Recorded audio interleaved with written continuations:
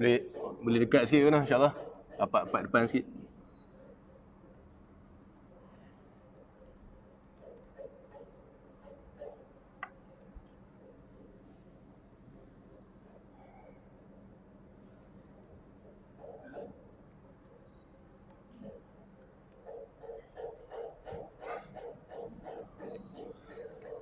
A'udzu billahi minasyaitonir rajim. Bismillahirrahmanirrahim.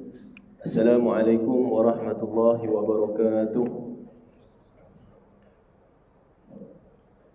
Innal hamdalillah nahmaduhu wa nasta'inuhu wa nastahdihi wa nastaghfiruh wa na'udzu billahi min shururi anfusina wa min sayyiati a'malina. Man yahdihillahu fala mudilla lahu wa man yudlil fala hadiya lahu. Asyhadu an la ilaha illallah wa asyhadu anna Muhammadar Rasulullah. Allahumma salli ala sayyidina Muhammad wa ala alihi wa sahbihi wa barik wa sallim. Asyhadu an la ilaha illallah wa anna Muhammadar Rasulullah. Qala Allah Ta'ala fil Qur'anil Karim ba'da a'udzu billahi minasy syaithanir rajim. Bismillahirrahmanirrahim. يا أيها الذين آمنوا اتقوا الله وقولوا قولا سديدا يصلح لكم أعمالكم ويغفر لكم ذنوبكم ومن يطع الله ورسوله فقد فاز فوزا عظيما. Maksudnya, wahai orang-orang yang beriman, bertakwalah kamu kepada Allah dengan sebenar-benar takwa, dan sebutlah perkataan-perkataan yang baik-baik di kalangan kamu. Barang siapa yang taat kepada Allah dan Rasulnya, maka dialah orang yang berjaya. InsyaAllah. Okay, pertama sekali, semua sihat kan insyaAllah? Sihat semua kan? Yang mana duduk sandak, sihat. Sekejap lagi Lina tak apa insyaAllah. Sihat saja usaha umrah kita. Boleh kita tahu yang depan ni semua dah pernah buat umrah? Ataupun yang baru pertama kali nak pergi ke, ataupun belum lagi, macam mana? Ada yang nak pergi dalam masa terdekat? Angkat tangan, boleh tengok tangan? Masa terdekat, semua sekali. Ada yang tak pergi tak? Siapa yang tak pergi? Mesti nak pergi kan, tapi ni hasrat dulu kan. Hasrat kita nak pergi, moga-moga langkah pertama kita ni Allah nampak kan, InsyaAllah. Bila abang nak pergi? Januari berapa bulan? 5 bulan 1 ni, dekat dah, lagi sebulan lah. Akak ni bila nak pergi? 5 bulan ke? Sama isteri ke? Bukan lah. Bukan, tak apa insyaAllah. Jadi kita mulakan insyaAllah. Assalamualaikum warahmatullahi wabarakatuh. Ini Insaf Travel and Tours Sdn Bhd. Kita akan mulakan dengan pengenalan profil syarikat, perkhidmatan yang ditawarkan dan perjalanan khusus umrah. Boleh terus masuk insyaAllah. Jadi pengenalan profil syarikat, nama Insaf Travel and Tours Sdn Bhd yang bertempat di Terengganu, Pegadaian Ladang Tok Pelam, Jalan Sultan Zainal Abidin, Kuala Terengganu. Bakal dibuka di seluruh negara, cawangan Ampang pun dah ada kan. Mula beroperasi pada 1 Disember, lesen pada 27 November 2018. Diterajui oleh 4 pelajar daripada Universiti Ummul Qura Mekah yang berpengalaman dalam bidang pengurusan jemaah umrah selama 10 tahun. Ini muka Board of Directors. Muka-muka apa? Insaf Travel and Tours yang bermaksud bahasa Inggeris intermediate pertengahan, bahasa Arab keadilan, kesaksamaan, kesamarataan, bahasa Melayu insaf. Jadi insyaAllah siapa yang ambil package dengan insaf, yang pi sebelum pi kita insaf dah, balik lagi insaf kan. Mabrur insyaAllah. Antara perkhidmatan yang ditawarkan, boleh tengok kat sini, umrah, haji dan badal haji, perkhidmatan visa, tempah kereta sewa pun boleh, dam akikah korban di sana.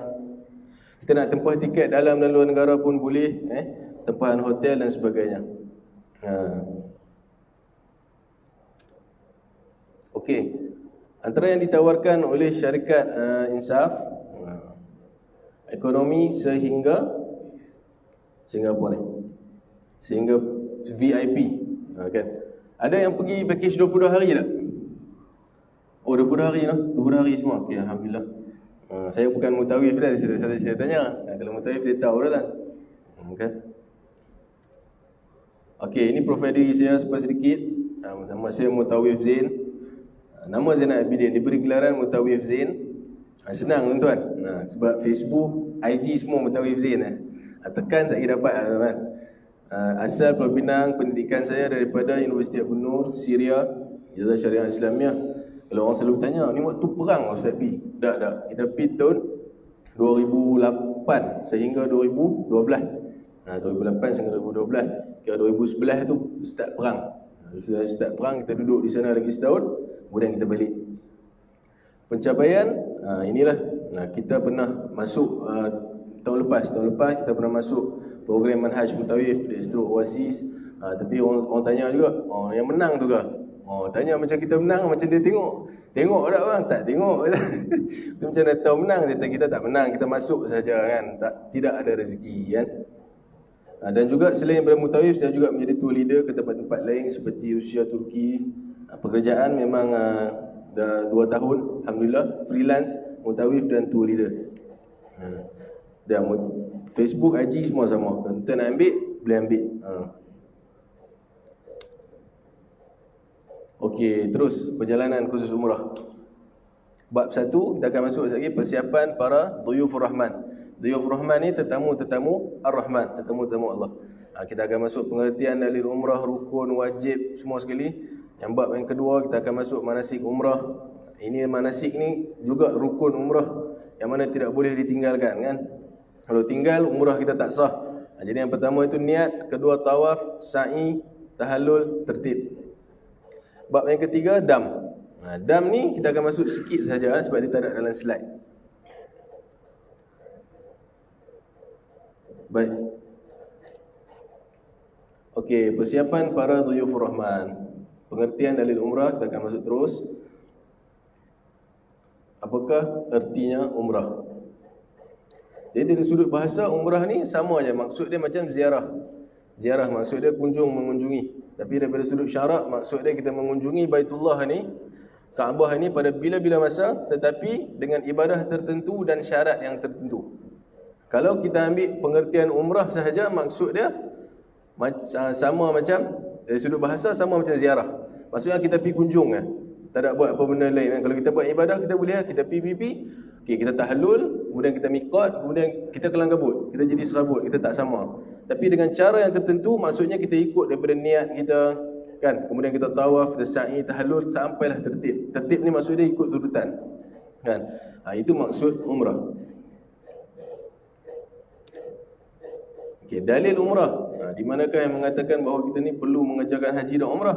Di dalam surah Al-Baqarah ayat yang ke-196, Allah berfirman, A'udzubillahi minasyaitonirrajim, wa atimmul hajja wal umrata lillah. Dan sempurnakanlah haji dan umrah kerana Allah Taala. Okey, wa atimmul hajja wal umrata lillah. Haji dan umrah kerana Allah Taala. Haji ni semua orang tahu wajib. Umrah wajib tak? Wajib ke sunat? Kau macam mana? Wajib tak? Umrah wajib ke? Wajib ke tak wajib? Sunat. Sunat. Macam mana? Wajib ke sunat? Tak. Sunat juga. Okey, umrah wajib untuk yang pertama kali. Yang belum pernah mengerjakan umrah, jadi hukum dia jatuh wajib. Bila tak pernah buat lagi, wajib. Bila dah pernah, sunat. Tapi haji, hukum dia wajib. Kan? Haji hukum dia wajib. Ni dalam surah Al-Baqarah. Kalau dalam hadis pun banyak Nabi sebut kan, antashhada an la ilaha illallah wa anna muhammadar rasulullah wa iqamis salah, kerjakan solat, wa ita'iz zakat, wa tasum ramadan kan, rukun Islam, dan kita berpuasa pada bulan Ramadan. Yang kelima, wa tasum ramadan wa hajjal baita in istata'ta ilaihi sabila. Dan kita kerjakan haji dan umrah ini bagi yang berkemampuan. Man istata', bagi yang berkemampuan kena buat umrah, kena buat haji bila kita dah berkemampuan. Ustaz, tak boleh lah Ustaz, anak saya tak habis belajar lagi. Banyak nak kena tinggal ni, anak-anak apa semua. Tapi dia dah berkemampuan, tidak boleh dijadikan alasan. Okey, untuk haji, umrah insya-Allah. Okey. Untuk orang-orang wanita, macam mana? Maka di sini Aisyah radhiyallahu anha bertanya kepada Rasulullah, "Ya Rasulullah, hal 'alan nisa'i jihad?" Adakah kepada para wanita itu wajib berjihad? Macam orang lelaki-lelaki. Sebab apa orang rebut untuk berjihad? Sebab bila kita berjihad ini, kita terus mati syahid. Mati syahid ni tanpa hisap, terus ke syurga. Jadi ramai orang yang mana reti berjihad, pergi berjihad. Kita hari ni kena berjihad tak? Orang lelaki-lelaki, saya tak tengok orang wanita, kena berjihad tak? Kena tak? Duduk tentu memang kena tanya. Kena tak berjihad? Kena kan? Kena. Jadi kat Syria dulu, saya angkat senapang, angkat pistol, kita pergi berjihad. Dah berjihad bagi yang reti dan tahu apa hadaf berjihad dia, apa tujuan dia. Kalau macam saya pergi belajar dulu, banyak syekh-syekh suruh balik. Malaysia hantar 2 kapal terbang daripada Syria, suruh balik. Free dia bawa balik. Sebab apa? Syekh suruh balik sebab syekh kata, hang datang hang mai sini, hang nak jihad ilmu. Kan? Hang nak belajar menuntut ilmu. Menuntut ilmu tu wajib, berjihad pun wajib. Tapi berjihad ini, adakah hang berjihad ini sebab dia untuk apa? Ini bukan negara Syria, betul tak? Ini bukan ke tempat kamu, dia kata. Reti tak angkat senapang, kata. Pedang pun reti tak? Naik kuda tak reti. Apa pun tak reti. Jadi balik Malaysia, sambung belajar di sana. Jihad kamu, jihad ilmu, bukan jihad yang sekarang yang kita faham. Okey, baik. Sabda Nabi, ya, jihad yang tiada peperangan padanya itulah haji dan umrah untuk orang perempuan, kan? Nabi jawab, al-hajj wal umrah. Nabi jawab, jihad la qitala fi, tidak ada pembunuhan di dalamnya, tidak ada peperangan di dalamnya. Al-hajj wal umrah, haji dan umrah. Jadi orang perempuan tak payah risau. Kan, kalau tak boleh berjihad macam orang lelaki-lelaki ni, tidak mengapa, kerana jihad untuk orang wanita adalah haji dan umrah. Pergi sana buat sungguh-sungguh, insya-Allah kita dapat umrah yang mabrurah, kita dapat pahala jihad, insya-Allah. Ni kita dah masuk dah kepada rukun umrah. Rukun umrah ada berapa kat sini? Ada 5, betul? Okey, rukun umrah ada 5. Yang pertama sekali, di gambar yang pertama ni adalah kita tunjuk ni ya. Gambar yang pertama ni adalah miqat. Okey, ni adalah tempat-tempat miqat yang kita perlu miqat sebelum kita nak mengerjakan umrah. Okey. Yang kedua adalah tawaf, mengelilingi Kaabah sebanyak 7 kali. Ketiga ini sa'i. Semua boleh nampak? Dia kecil sikit lah, masalah sikit, tak apa. Sa'i 7 kali juga di antara Bukit Safa dan Marwah. Yang keempat adalah tahallul. Tahallul ni bercukur atau bergunting. Dan kemudian yang kelima selesai, maksud dia tertib. Okay. Tertib ini maksudnya kita kena buat daripada niat sampai tahallul. Tak boleh pergi sana, ustaz, saya rambut panjang, boleh tak saya potong dulu, tapi saya niat tahallul lah, saya lagi lepas sa'i apa semua, saya tak mau dah tahallul. Tak boleh lah, tak boleh. Kita kena betul-betul ikut turutan dia. Yang pertama, kita berniat, niat ihram di miqat, kemudian kita tawaf, kita sa'i, kemudian kita bertahallul. 4 ini kena ada yang kelima, iaitu tertib. Dia jatuh di dalam rukun, sebab kalau tak ikut maka akan tidak sah umrah kita. Bukan banyak dam lagi dah, tak sah terus umrah kita. Okey, rukun umrah ingat ada 5 . Baik, terus wajib umrah. Okey, yang tadi rukun umrah, yang ini wajib umrah. Wajib umrah ni maksud dia kita kena buat. Kalau kita tinggal, sekiranya kita tertinggal atau kita terbuat, maka kita kena banyak dam. Kita boleh umrah tetap sah, tapi kita dikenakan dam. Berbeza dengan rukun tadi. Rukun tadi kalau kita terlupa niat, contoh, terlupa, dah pakai ihram apa semua, lupa. Ada kan macam tu? Selalunya tak ada lah kan. Tapi katalah terlupa, maka tidak sah umrah dia. Tapi wajib umrah, meninggalkannya umrah tetap sah, tetapi kena dam. Okey, ni antara larangan. Perkara larangan semasa dalam ihram, 6 bahagian. Pakaian, wangian, kerapian, muamalah, perhubungan, alam sekitar. Ini 6 bahagian. Dia ada 13 pantang larang di dalam ihram. Kita akan masuk. Okey, yang pertama sekali, rukun umrah, niat ihram di miqat. Niat ihram di miqat, boleh tengok ada beberapa miqat dekat sini. Ada beberapa miqat dekat sini, Al-Juhfah, Bir Ali, Zatu Irqin, Qarnul Manazil, Yalamlam yang bawah ni. Ini miqat makani luar. Nama dia miqat makani luar. Luar ni maksudnya orang daripada luar, daripada tanah haram. Contohnya kita Malaysia nak masuk untuk mengerjakan umrah, maka kita akan bermiqat di salah satu miqat yang ini. Sekiranya kita daripada Malaysia, kita akan mikot di Kornul. Oh, semangat sikit tuan. Saya seorang kan dia cakap Kornul Manazil. Okey. Baik, yang ini mikot makani dalam sekitar tanah haram. Sekitar tanah haram, yang contohnya kalau tak nampak kan, okay, saya baca sini Hudaibiyah, Tanaim, Jiranah, Arafah dan apa dia tulis ni? Azad Liban. Okey. Selalunya orang akan bermikot sekiranya kita dah di dalam Mekah, di dalam tanah haram, kita akan keluar sedikit sahaja. Kalau kita nak mengerjakan umrah kedua contoh, kita akan bermikot di Tanaim. Ramai orang akan bermikot di Tanaim lah sebab dia dekat. Dia lebih sekitar 5 ke 6 kilometer sahaja daripada tanah haram kan. Jadi keluar tu mikot, masuk boleh. Yang mana dah belum ya.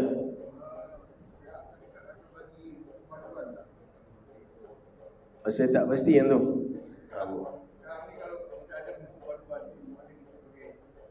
Yang tu saya tak pasti, kena tanya pihak syarikat. Okey, baik, kalau ada soalan terlupa nak beritahu. Ada soalan terus tanya kalau boleh. Sekejap lagi kita akan masuk bahagian-bahagian yang ni.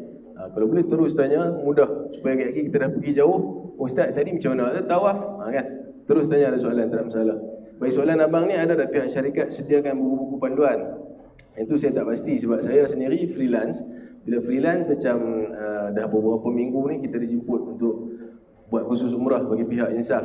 Kan? Jadi saya bukan mutawif insaf lagi. InsyaAllah belum tahu lagi. Okey, boleh faham mikot ini maksud dia bukan kita boleh suka-suka hati bermikot. Kita kena ikut mikot yang telah ditetapkan oleh Nabi SAW. Macam daripada Malaysia, kita akan mikot di Kornul Manazil, yang ujung belah kanan sana. Kalau kita daripada Yaman, kita akan bermikot di yang bawah itu, Yalamlam. Kan dah ditetapkan oleh Nabi SAW di mana kita boleh bermikot. Sekiranya kita daripada Syria, kita akan bermikot daripada bumi Syam, Syria, Al-Juhfah. Kan nampak belah kiri sekali, Al-Juhfah. Daripada Madinah, kalau kita masuk daripada Madinah, kita akan bermikot di Bir Ali. Kan Zatu Irqin, orang yang datang daripada Iraq. Jadi kalau kita naik kapal terbang tu nanti, bila masuk Mekah dulu kan, masuk Madinah dulu kan? Madinah dulu. Okey, Madinah tak ada masalah. Akan bermikot di Bir Ali, betul. Kalau kita dari Malaysia, kita terus nak menuju ke tanah haram Mekah, maka dekat flight tu nanti dia akan beritahu. Kan kita nak masuk terus, kita nak buat umrah kan. Contoh kita nak pergi Mekah dulu, dekat flight tu dia akan beritahu time to mikot. Time to mikot ni dari berapa minit lagi kita nak sampai ke Kornul Manazil? 27 minutes contoh. Jadi kita dah boleh ready dah. Lagi 27 minit sampai aja di tempat itu. Bukan sampai berhenti tu nanti flight kan. Sampai aja pramugari ataupun pemugara akan announce, okey dah sampai dah di tempat mikot, tuan-tuan sekarang boleh bermikot, boleh berniat ihram. Maka kita akan berniat ihram. Selesai, kan? Kalau daripada Madinah, tak ada masalah. Naik, dia akan singgah di Bir Ali, di masjid tu, berniat ihram situ, solat pun di situ. Tak ada masalah. Boleh faham lah bab mikot? Boleh? Boleh, insyaAllah. Senang ya tuan-tuan, senang ya. Jangan fikir umrah ini susah kan. InsyaAllah mudah. Banyak-banyak kita baca Rabbi yassir wala tu'assir, Rabbi tamimil khair kan. Minta Allah pemudah segalanya. Okey, antara persiapan sebelum kita menunaikan umrah. 1. Sunat meminta pandangan daripada orang yang thiqah dengan ilmunya, ajarannya dalam mengerjakan umrah. Minta pendapat daripada orang yang thiqah dengan ilmunya, ajarannya dalam mengerjakan umrah macam hari ni tuan-tuan lah. Main dengar khusus umrah. Bukan kata saya ni, dia tak kata alim kat sini. Kalau alim ni saya ni terror lah. Memang hafal terus habis khatam. Kata siqah. Siqah ni dia tahu sedikit daripada tuan-tuan. Itu maksud dia. Bukan kata lebih baik kan. Dia tahu sedikit dengan ilmunya. Maksud meminta pendapat ini, contohnya kita, ini minta pendapat daripada orang. Minta pendapat daripada orang ini maksud dia istisyarah. Istisyarah. Kalau sebelum kita nak istisyarah, apa yang kita perlu buat? Yang kedua ni, beristikharah kepada Allah. Beristikharah kepada Allah, minta adakah ini betul apa yang aku buat? Adakah ini engkau punya rancangan untuk aku? Kan? Wa makar Allah wallahu khairul makirin. Kan rancangan aku Kita merancang, Allah merancang, perancangan Allah yang lebih baik. Bila kita dah beristikharah pada Allah, minta petunjuk daripada Allah, kemudian kita beristisyarah. Kita minta pendapat daripada orang yang siqah dengan ilmunya. Dalam kes ini kita buat umrah. Sama juga jumpa jodoh kan, jumpa jodoh contohnya. Bila dah istikharah apa semua, lepas tu minta pula pendapat dengan ibu, dengan ayah, dengan kawan-kawan, dengan ustaz, ustazah. Macam mana dengan jodoh ni sebagainya. Minta kepada pendapat orang yang siqah dengan ilmu yang itu. Nah, hari ni ilmu umrah. Okey. Beristikharah kepada Allah, macam saya sebut tadi, sahabat Nabi SAW, sekecil-kecil perkara pun mereka beristikharah. Sampai macam tu sekali. Bukan orang tak hebat, duduk dengan Nabi, tidur dengan Nabi, berperang dengan Nabi, tahu apa keputusan Nabi. Tapi sekecil-kecil benda pun dia akan beristikharah kepada Allah. Kerana dia orang tahu kita ini semuanya hamba. Orang kata apa? Mendambakan petunjuk daripada Allah Subhanahu Wa Taala. 3. Memulakan dengan taubat daripada segala maksiat. Okey. Maka kita solat taubat, sunat taubat 2 rakaat sebelum kita buat umrah. Kenapa? Salah satu sebab tadi kita sebut di permulaan tadi, wa atimul hajj wal umrata lillah. Kita buat haji dan umrah ini tidak lain tidak bukan kerana Allah Taala. Bila kita buat semata-mata kerana Allah, kita nak menuju kepada Allah, maka seolah-olah macam mana? Kita nak pergi dah lah. Kita nak meninggalkan dunia ni dah. Kita nak menuju terus kepada Allah Subhanahu Wa Taala. Jadi kita mulakan dengan taubat daripada segala dosa dan maksiat. Berwudu, solat 2 rakaat, solat sunat taubati, rakaatain lillahi taala. Saya jaga solat sunat taubat 2 rakaat kerana Allah Taala. Kan solat sungguh-sungguh minta pengampunan daripada Allah Subhanahu Wa Taala. Banyak-banyakkan istighfar. Yang keempat, kita melangsaikan hutang secepat mungkin. Okey.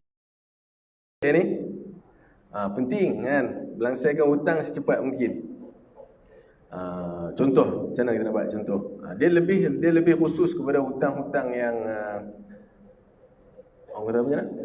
Fizikal lah, hutang yang fizikal. Macam contohnya hutang rumah, hutang kereta ni boleh, itu ulama memberi pendapat boleh ditangguhkan. Kita buat umrah dulu, kita buat haji dulu, tak ada masalah. Tapi sekiranya berhutang dengan orang yang terus menerus ni, seeloknya kita langsaikan dulu sebelum kita melaksanakan umrah ataupun haji. Boleh faham kan? Bukan benda-benda yang lain ni, kereta 3 biji tak habis bayar lagi ustaz. Berapa tahun lagi nak habis baru saya boleh buat umrah atau haji ni? Tak, itu diringankan, boleh, tak masalah. Tapi hutang kalau boleh selesai cepat tuan-tuan. 5. Meninggalkan nafkah secukupnya kepada keluarga. Okey. Ini maksud dia apa? Yang tadi beristikharah, yang ini beristikharah, yang kedua bukan isteri lah, beristisyarah.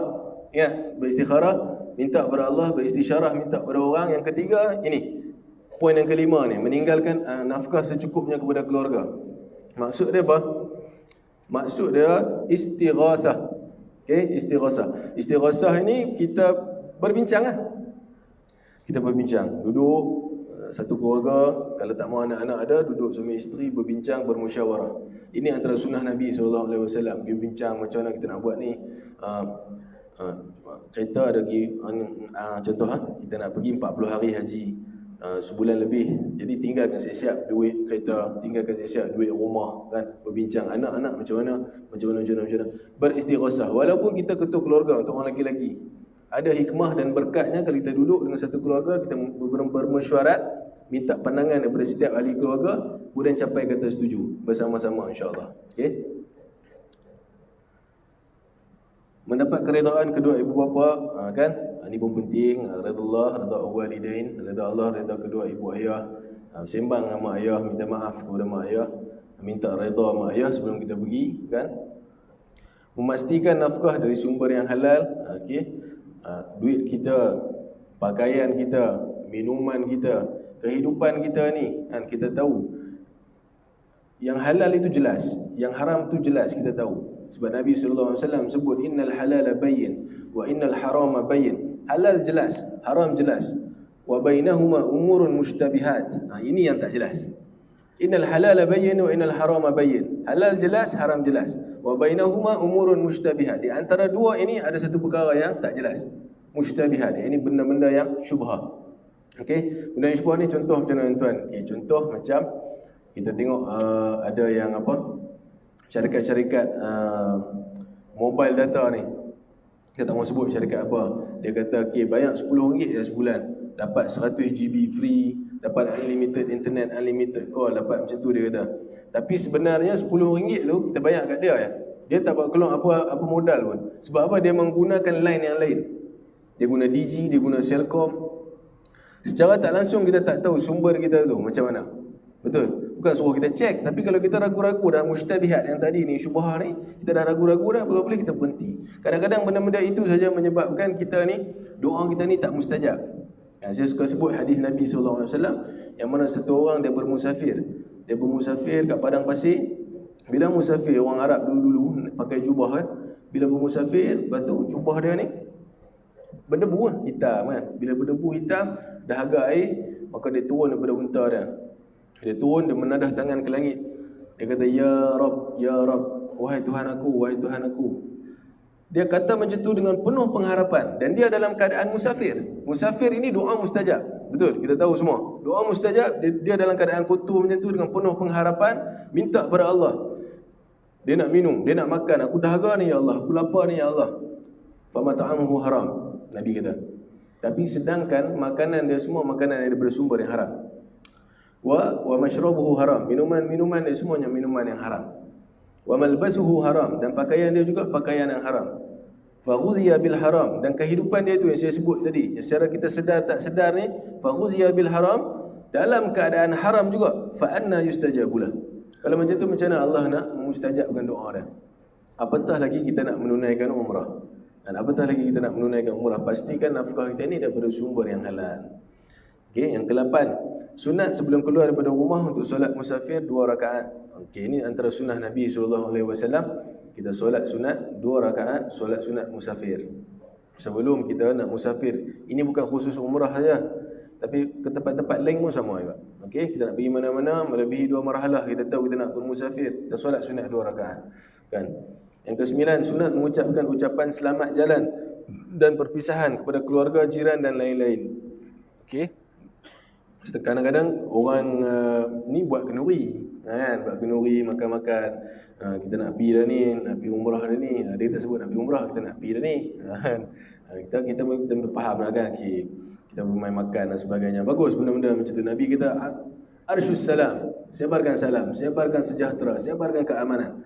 Kan? Jumpa orang, bagi salam. Assalamualaikum. Kalau tak boleh nak bagi salam ke orang tu, kita buat benda-benda yang baik untuk dia. Yang kedua, wa at'imut ta'am, beri makan kepada orang. Kan? Jadi buat kenduri itu tak ada masalah. Sunnah Nabi SAW. Tak mampu buat besar, buat kecil, panggil orang main makan. Okey, masuk pada bab yang kedua, manasik umrah. Okey, semua okey ya? Semua okey ya? InsyaAllah. Okey, yang pertama niat tawaf, sa'i, tahallul, manasik umrah. Yang kelima itu tertib ikut daripada turutan dia. Niat, tawaf, sa'i, tahallul. Senang je. 4 ni ya. Selesai yang 4 ni, selesai kita punya umrah insya-Allah kan. Habis, tak ada masalah. Dia tak macam haji. Haji berapa hari? Ada yang pernah buat haji tak? Berapa hari haji? 6 ke 7 hari. 6 ke 7 hari. Umrah boleh 2 ke 3 jam boleh selesai. Kan, mudah sahaja. Okey, niat umrah, niat ihram termasuk dalam rukun umrah. Ni macam ni niat dah. Nawaitul umrata wa ahramtu biha lillahi ta'ala. Semua dah hafal niat dah kot. Jom kita ikut sekali insya-Allah. Nawaitul umrata wa ahramtu biha lillahi ta'ala. Sekali lagi, nawaitul umrata wa ahramtu biha lillahi ta'ala. Okey, maksud dia sahaja aku mengerjakan umrah dan berihram dengannya kerana Allah Ta'ala. Okey, sahaja aku mengerjakan umrah dan berihram dengannya kerana Allah Ta'ala. Nak buat umrah mesti kena berihram. Okay, ini niat juga, tapi niat bersyarat untuk mengerjakan umrah. Niat ihram umrah bersyarat ialah niat umrah yang dikaitkan dengan sesuatu. Jika terhasil sesuatu itu, maka terlepas dari larangan ihram. Okay, contoh niat bersyarat. Sahaja aku mengerjakan umrah dan aku berihram dengannya kerana Allah Subhanahu Wa Taala, sekiranya aku terhalang, ketika itu aku jadi halal. Boleh faham tak? Okay. Contoh niat bersyarat, kita baca lagi sekali. Sahaja aku mengerjakan umrah dan aku berihram dengannya kerana Allah Ta'ala. Sekiranya aku terhalang oleh sesuatu, ketika itu aku menjadi halal. Maksud dekat sini contohnya yang ada masyaqqah, yang ada kesusahan. Yang ada kesusahan, contoh ni kita bagi yang paling mudah untuk para wanita yang ada haid dan sebagainya. Untuk orang lelaki kita boleh bagi gout.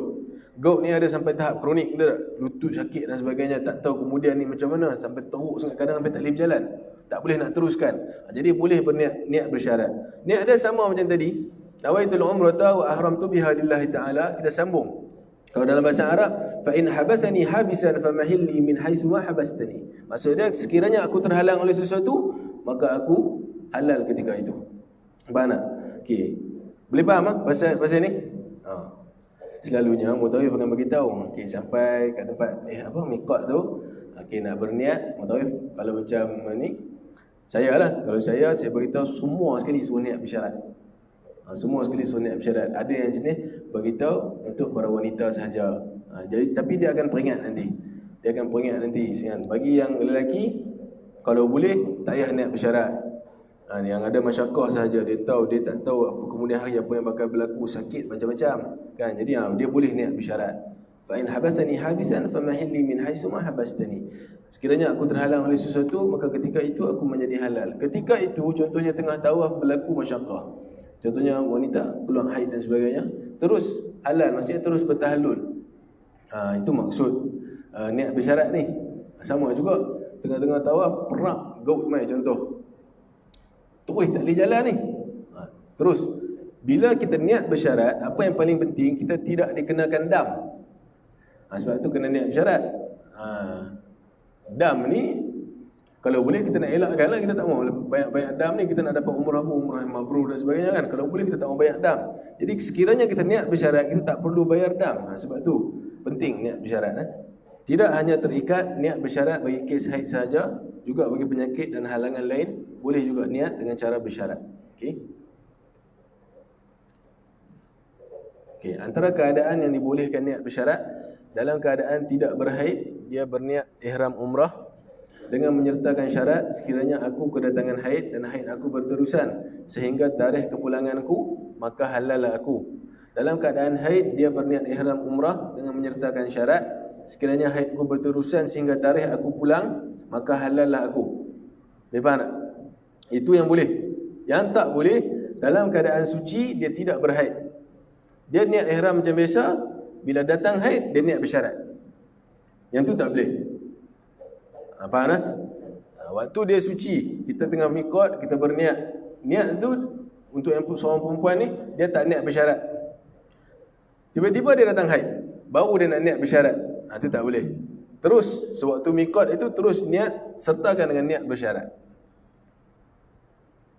Sama juga lah untuk kes. Ada soalan tentang ni?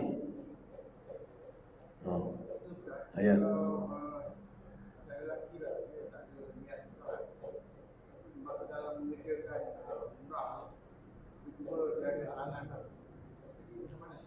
Kena bayar dam. Mana dia terus lalu tu ataupun terus tahlul, bayar dam, kemudian miqat semula. Boleh ya? Ada lagi tak soalan ya?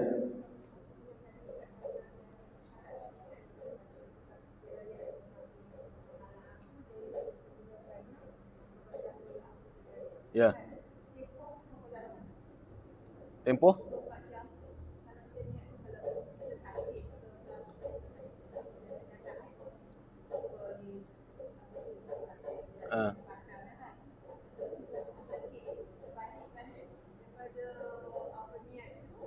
Okey.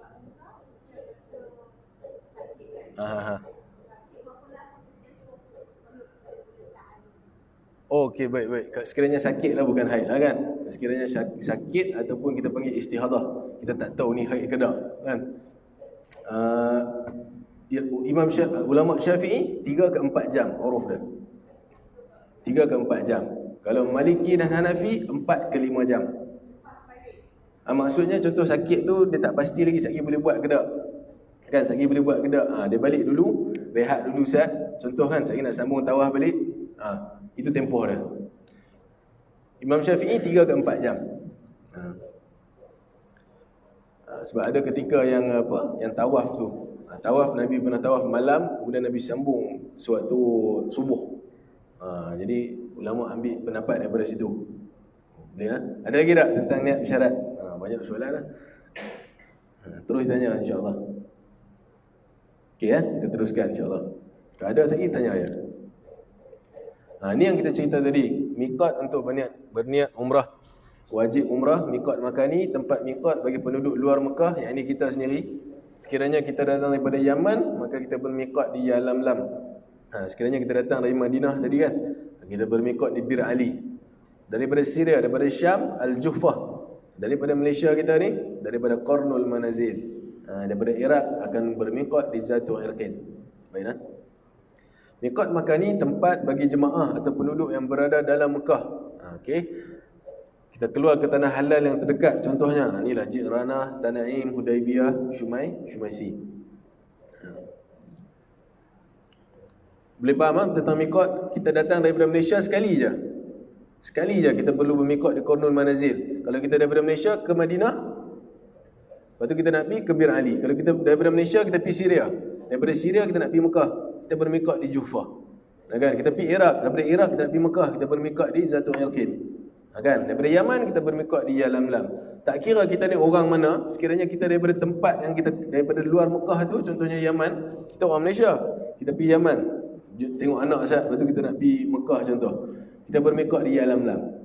Kan? Macam Malaysia sekarang ni, tak risaulah daripada bermiqat di Qarnul Manazil. Dah duduk di Mekah dah selesai dah buat umrah semua, kita nak buat lagi umrah. Contoh, kita boleh bermiqat di tempat-tempat ataupun tanah halal yang telah ditetapkan ni.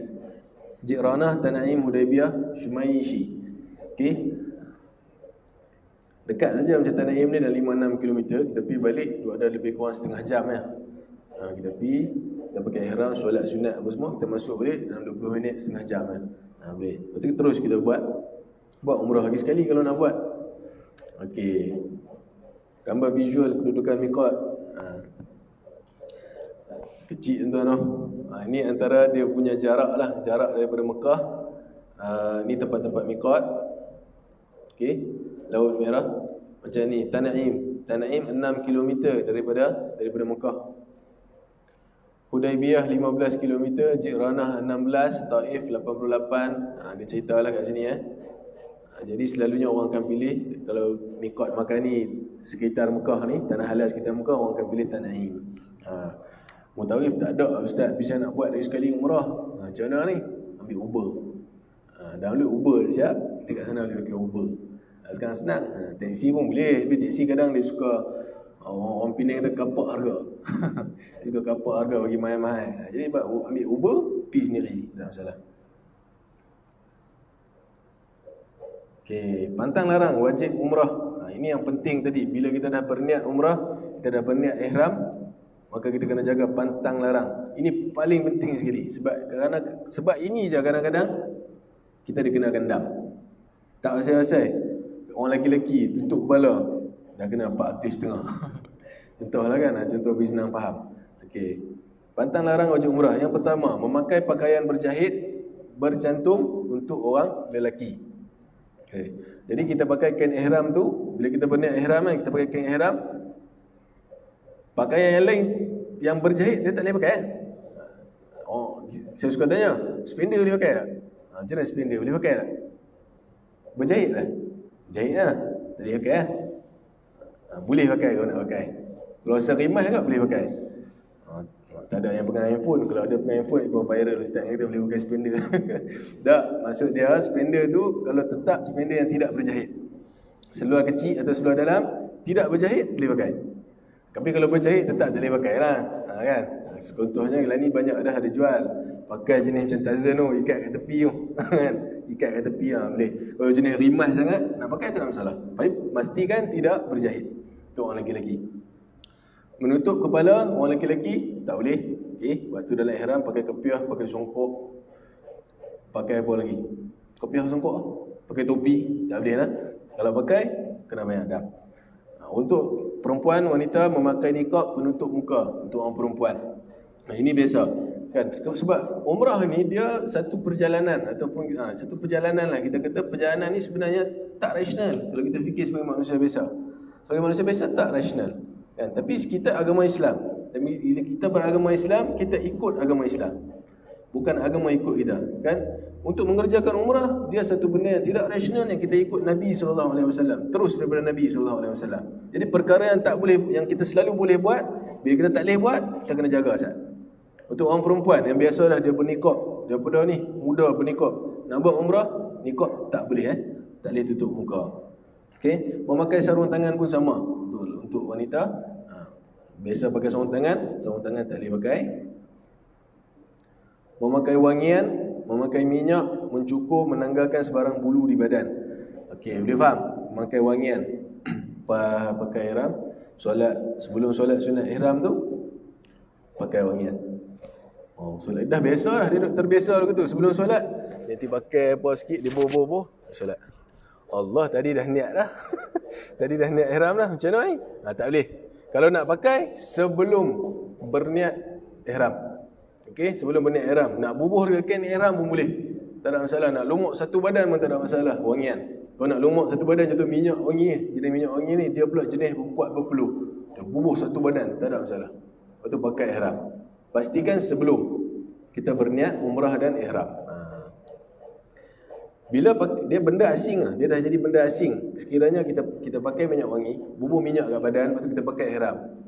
Lepas tu masuk tandas. Dah pakai ihram, masuk tandas. Masuk tandas, buka kain ihram, gantung. Gantung, buang hajat lah. Qada hajat, selesai, pakai balik. Kena banyak dam tuan. Sebab apa kena banyak? Sebab tadi tu dia bubuh banyak minyak kat badan lah. Bila dia bubuh banyak, dia pakai kain ihram, dah melekat lah minyak tu dekat kain ihram. Jadi dah jadi benda asing lah kain ihram tu. Jadi tak boleh. Kan, benda asing dia letak nak satukan di badan tak boleh. Jadi pastikan kalau bubuh banyak, jenis yang bubuh banyak minyak ni, dia melekat di kain ihram. Waktu nak buang hajat ni, nak qada hajat, jangan buang semualah kain ihram. Kan, pastikan betul-betul. Tapi kalau jenis tak pakai ni, tak ada masalah. Jenis tak pakai tak ada masalah. Dia nak buka dua-dua pun tak ada masalah. Okey, boleh faham lah? Yang ketujuh, mencukur, menanggalkan sebarang bulu di badan. Selalunya yang ni akan jadi kes tidur. Bila tidur, tengok kat bantai dia, Allah, ada 2-3 helai rambut. Orang perempuan pun sama, buka-buka tudung, Allah tengok kat tudung, ada rambut. Macam mana ni Ustaz? Saya dah menanggalkan, saya dah sebarang bulu di badan saya dah keluar. Kan, macam mana saya kena bayar dam? 3 helai rambut, seekor kambing. Satu helai, satu cupak. Kan? Dia pun baring, dia tengok-tengok. 13 helai. 13 helai, dia kira 3 satu kambing, 6 2 9 3 12 4. Saya kena 4 ekor kambing. Dia nak abang kat ustaz Mutawif segan. Dia pun pi bayar 4 ekor kambing. Seekor 450 500. 4 ekor dah 2000 lah. Betul tak? Tak. Jadi sekiranya bulu tertanggal tanpa sengaja tak ada masalah. Bersin ni, swing. Swing dia bersin. Tutup dulu tu. Tengok ada bulu. Bulu hidung nala yang keluar ni banyak. Tak ada masalah. Okey, jangan duk pergi cabut. Atas bas daripada Madinah nak pergi Mekah jenis dia biasa dah. Duk dalam kereta pun bawa kereta sebelah, tangan duk cabut. Bila buat umrah ni nak pergi Mekah ni daripada Madinah, dia duk cabut. Jangan cabut. Cabut tak boleh lah. 3 helai kena ingat seekor kambing. Tapi contoh kita bagi contoh garu kepala. Dia garu kepala. Tengok keluar. Dia garu ni memang kita katakan sengaja. Sebab gatai sangat kepala ni. Jadi dia garu. Tak apalah banyak dam pun dia kata. Gatai sangat ni, dia pun garu. Tengok banyak. 7 ke 8 helai contoh. Bayar tetap seekor kambing. Bukan macam saya kata tadi lah. 3 helai seekor, 6 helai 2 ekor. Tak. Tetap seekor kambing. Okey. Ada soalan tak tentang menanggalkan bulu sebarang badan ni? Kalau ada terus tanya. Tak apa. Boleh faham? Yang ke-8, memotong kuku. Dia termasuk je lah. Memotong kuku pun tak boleh. sekiranya kita dah berniat ihram, ni pantang larang lah, pantang larang yang kita kena buat. Kebiasaan yang kita boleh buat, dalam pantang larang ihram kita tak boleh buat. Okey, memotong kuku. Yang ke-9 selalunya tak ada masalah, mencabut, menebang, memotong tumbuhan. Yang ke-10 pun selalunya kita tak ada masalah, memburu binatang. Ada kan pergi memburu? Tak ada anak kan, tak ada masalah. Kot lah daripada Madinah tu ni, dia ambil GMC kan, private, so berhenti nak pergi memburu. Tak ada anak. Dalam ihram, jaga sebentar. Jaga sekejap 13 pantang larang ihram, supaya kita tidak dikenakan dam. Sekiranya berlaku juga, tak apalah, kita banyak dam. Dan kita pun manusia buat salah, tapi banyakkan istighfar. Kerana benda-benda ini,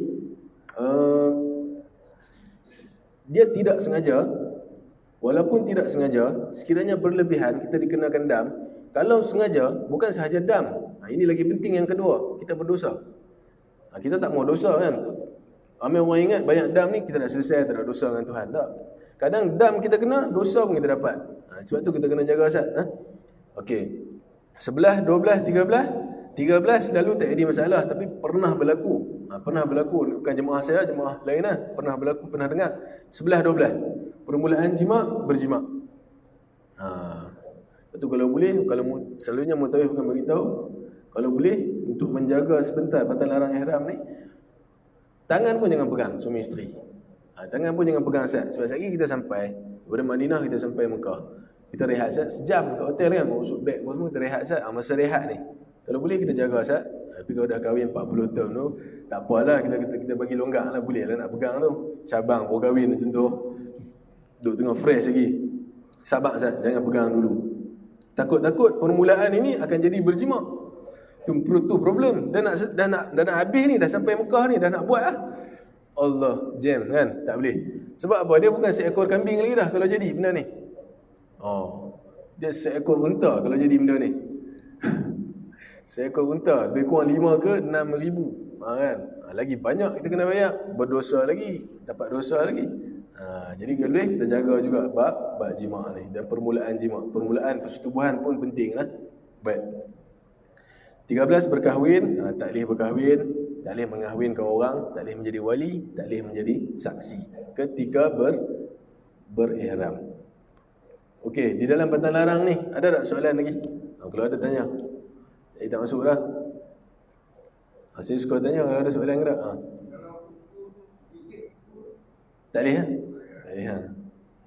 Gigit kuku tak boleh, dengan sengaja potong tak boleh. Lagi apa lagi? Tak ada? Tak ada soalan lah? Terror ni bukan pi sekali ni. Ni banyak kali pi ni. Berapa kali pi bang? Sekali ya? Akak berapa kali ya? Sekali ke? Ya kan ni. Okay, kita teruskan insyaAllah. Okey, terus kita nak masuk dah. Bila kita dah tadi berniat, kita nak kena jaga pantang larang ihram. Okey, maka yang ke-22 ni adalah tawaf.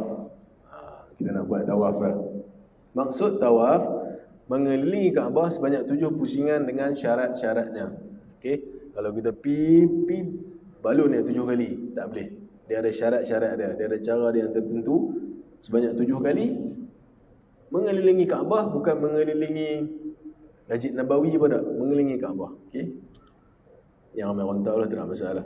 Lafaz niat tawaf, Allahumma inni uridu tawaf baitikal haram sab'ata asywatin tawafal umrati lillahi ta'ala. Maksudnya, sahaja aku tawaf Baitullah ini 7 pusingan kerana Allah Ta'ala. Allahumma inni uridu tawaf baitikal haram sab'ata asywatin, 7 kali pusingan tawafal umrah, tawaf umrah kerana Allah Ta'ala. Okey, niat ini kita hanya berniat bila kita nak tawaf sunat. Bila kita nak tawaf sunat sahaja. Sekiranya tadi kita dah niat umrah dah, nawaitul umrata wa ahramtu biha lillahi ta'ala, kita tak perlu dah berniat tawaf. Tapi ini kita bagi je lah untuk tawaf sunat. Tawaf sunat. Sekiranya dah selesai umrah apa semua, balik rehat, malam tu mai lagi nak tawaf, baca yang ni. Tak duduk dalam ihram, baca yang ni. Kiranya kita dah duduk dalam ihram, dah berniat umrah, tak perlu baca lain ni dah. Cukup dengan nawaitul umrata wa ahramtu biha lillahi ta'ala. Cukup dah. Okay? Okay, antara syarat sah tawaf, okay, suci daripada hadas. Badan, pakaian, tempat tawaf suci daripada najis. Kita boleh tengok sini, satu hadas, yang kedua najis. Maksud dia, tawaf ni senang faham, dia macam solat. Dia macam solat lah. Solat kita tak boleh, sikit pun kita tak boleh tak suci daripada hadas. Kita kena suci daripada hadas baru kita boleh solat. Badan, pakaian, tempat tawaf suci daripada najis. Bukan apa, kadang-kadang di dataran tawaf ni, bila kita bertawaf, kadang-kadang ada tik-tik burung. Ada tik-tik burung. Yang baru ni jadi kes apa, cengkerik apa semua tu kan. Kalau boleh janganlah pijak tik-tik tu bila bertawaf. Pijak cengkerik tu, elakkan daripada tik tu. Nampak tik, okay, elak, pusing kan. Nampak cengkerik tu sekarang tak ada lah. Hari tu nampak elak, kemudian jalan pusing. Sebab apa? Takut kita tak suci daripada najis lah. Masa kita tawaf tu, elakkan daripada najis. Okay? Yang ketiga, menutup aurat. Okay, ini penting. Sebab tu bila kita pakai kain ihram tu, kita kena make sure kain ihram kita tutup aurat. Kain ihram kita pun tu tadi, kain ihram tu bila kita masuk tandas, kadang bila kita duduk, kita nak buang hadas kan, kita nak qada hajat. Bulu-bulu yang ada tu kan, yang melaku-laku yang sikit-sikit tu, potong sekejap. Potong sekejap, militer pun. Baru sekejap lagi bagus duduk nampak ni dalam bowl. Janganlah. Ada bulu-bulu kecil-kecil tu potong sekejap supaya kita suci daripada hadas, daripada najis. Tawaf pula bermula pada sudut Hajarul Aswad dan berniat tawaf jika tawaf wada' sunat nazar. Ini kita sebut tadi. Sekiranya kita dah berniat umrah, dah berniat ihram, kita tak perlu lagi dah niat untuk tawaf. Cukup dengan kita niat umrah tadi. Umrah untuk semua sekali, untuk tawaf, untuk sa'i, untuk tahallul, tak payah niat-niat lagi dah. Okey. Kalau kita nak tawaf sunat, wada' ataupun nazar, baru kita berniat tawaf. Boleh faham? Ada soalan? Tawaf sunat ni, kita masuk ke dalam Masjidil Haram, perkara pertama yang disunatkan oleh Nabi SAW, tawaf. Walaupun Masjidil Haram ni masjid, macam kita masuk masjid kan, ini dah dikira masjid ni tuan. Walaupun nama dia surau kan, ini dah dikira masjid. Kita boleh niat iktikaf. Siap-siap niat iktikaf tuan. Nawaitul i'tikaf fi hadzal masjid lillahi ta'ala. Niat iktikaf ni lebih baik daripada 200 perjalanan berjihad. 200,000 perjalanan berjihad. Masih aku lupa dari abang wai-wai. Jadi Masjidil Haram dia special. Tak macam masuk masjid. Masuk masjid kita sembahyang tahiyatul masjid. Masuk Masjidil Haram tidak ada solat tahiyatul masjid. Yang ada tawaf sunat. Okey, tak ada lagi solat tahiyatul masjid 2 rakaat. Pergi sembahyang, tak ada lah. Terus tawaf kalau larat lah.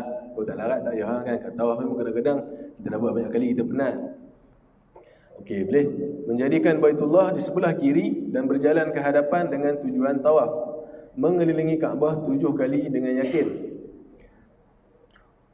Dilakukan dalam Masjidil Haram dan di luar dari Hijr Ismail Syazarwan. Okey. Baitullah, saya kita cerita contoh.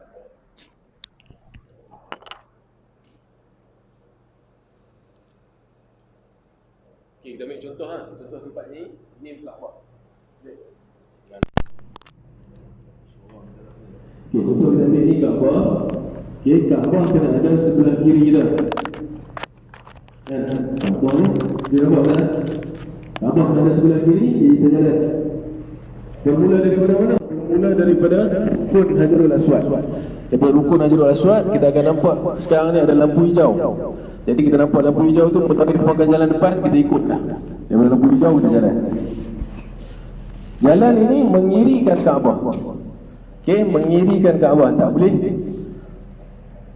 Tak ada orang jalan terbalik. Ada orang jalan terbalik. Di dalam tu memang ada, tapi dia nak balik lah. Nak pergi tempat dia kan, nak minum air kan. Kita tak tahu mengirikan Kaabah. Okey, bila kita mengirikan, orang dekat dengan dataran Kaabah. Di bawah tu, cantik ni. Ni Kaabah ni. Tak jauh sangat pun. Kaabah. Okey. Kaabah ni tuan, dia lebih kurang macam ni juga.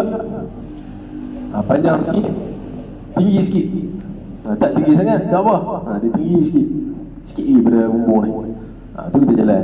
Lepas tu maksud mengirikan Kaabah, contohnya orang tertolak kita kan, jalan-jalan, orang tertolak kita.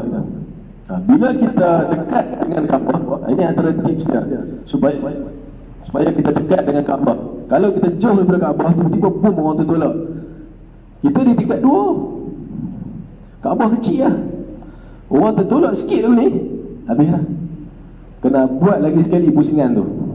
Tapi kalau kita betul-betul dekat bawah tu, tak ada lah jauh sangat, boleh nampak Kaabah ni. Jalan, orang tertolak. Kiri lagi tak? Kiri lagi. Jalan ni, orang tertolak. Boleh tak tuan? Tak boleh, sebab dia terus belah kanan, terus pusing. Okey, supaya pusingan tu tak terbatal, istighfar, terus pusing. Lagi macam lagi ni, orang yang jalan daripada sini terus lagu tu, kan? Terus ke belakang lagu tu. Kiri lagi tak? Kiri lagi tak? Kiri lagi. Jadi kita tips dia, kalau boleh tawaf di dataran Kaabah, berdekatan dengan situ. Kalau tak larat, boleh. Sekarang ni dah tak perlu lagi kursi roda dah, boleh buat, boleh naik skuter. Boleh naik skuter, tak ada masalah.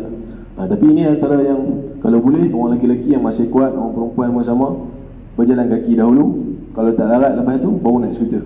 Okey, dah contoh lah. Okay, kita jalan. Kita kata tadi tawaf ni macam solat lah. Dia macam solat. Bila macam solat, kena menghadap kiblat. Yang ini Kaabah belah kiri. Ada? Ustaz, saya tak ada feel lah bila kena buat kiri ni. Ustaz kata macam solat, boleh tak kita menghadap? Saya nak menghadap Kaabah dia. Jauh lagu tu. Kata macam mana nak tawaf? Bang, dia lagu ni dia tahu lah. Boleh tak? Tak boleh lah. Sama juga, dia mengirikan Kaabah. Orang jalan betul macam ni, dia akan jalan betul. Dia pusing mundak, tak boleh tuan lah. Pakistan suka buat lawak benda ni. Okey, apa lagi? Bermula pada sudut Hajarul Aswad. Contoh sini kita pusing sampai Hajarul Aswad balik, dikira sebagai satu pusingan. Betul, kita pusing lagi, dikira 2, sehinggalah ke-7. Sama sahaja. Okey, sehinggalah ke-7. Bila kita sampai, ini rukun Hajarul Aswad kan? Kita ambil contoh sepusing kan? Tadi ni rukun Hajarul Aswad. Kita pusing, kita akan sampai di sini. Di sini itu rukun Hajarul Aswad tadi. Di sini adalah dia 4 tiang. Di sini adalah rukun Yamani. Rukun Yamani. Ingat, 2 rukun ini, 2 penjuru itu, rukun Yamani dan rukun Hajarul Aswad, kita kena beristilam. Beristilam ni angkat tangan. Bismillah ya Allahu Akbar. Sebut Bismillah ya Allahu Akbar. Bismillah ya Allahu Akbar. Senang saja. Okey, angkat dekat rukun Yamani. Tu jalan daripada rukun Yamani sehingga rukun Hajarul Aswad. Disunatkan oleh Nabi SAW. Bila Nabi berumrah, sahabat ikut, Nabi akan sebut Rabbana atina fid dunya hasanah wa fil akhirati hasanah wa qina azabannar. Jadi daripada rukun Yamani ni Nabi akan baca lah. Kalau macam ni kita baca Rabbana atina fid dunya hasanah wa fil akhirati hasanah wa qina azabannar. Sekali je baca. Tak. Kalau tu di Kaabah nanti mungkin 4 ke 5 kali. 4 ke 5 kali kita baca, kemudian kita sampai di rukun Hajarul Aswad. Rukun yang mana kita dah beristilam tadi. Rukun Hajarul Aswad, sampai je kita beristilam lagi sekali. Okey, kita beristilam lagi sekali, kita sebut Bismillah.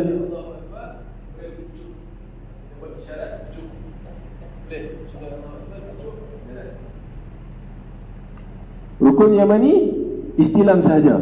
Rukun Hajarul Aswad istilam dan kucuk. Okey, boleh faham? Apa lagi? Mesti dilakukan di dalam Masjid Al-Haram, Masjidil Haram. Tak boleh kita buat di luar Masjidil Haram. Tak boleh. Okey, kerana di luar Masjidil Haram ni bukan lagi masjid lah. Tawaf kena dilakukan di dalam Masjidil Haram. Tingkat berapa kita nak buat pun buatlah. Pastikan kita masih di dalam Masjidil Haram. Kalau kita di luar, itu adalah sa'i, bukan lagi tawaf lah. Itu adalah sa'i.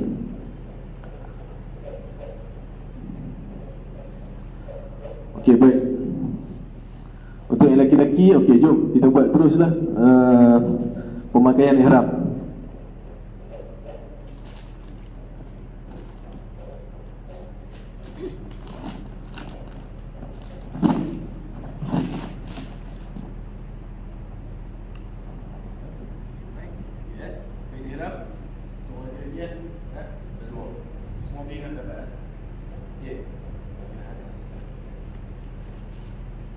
Dua-dua ni tidak berjahit dan sama aja panjang apa semua.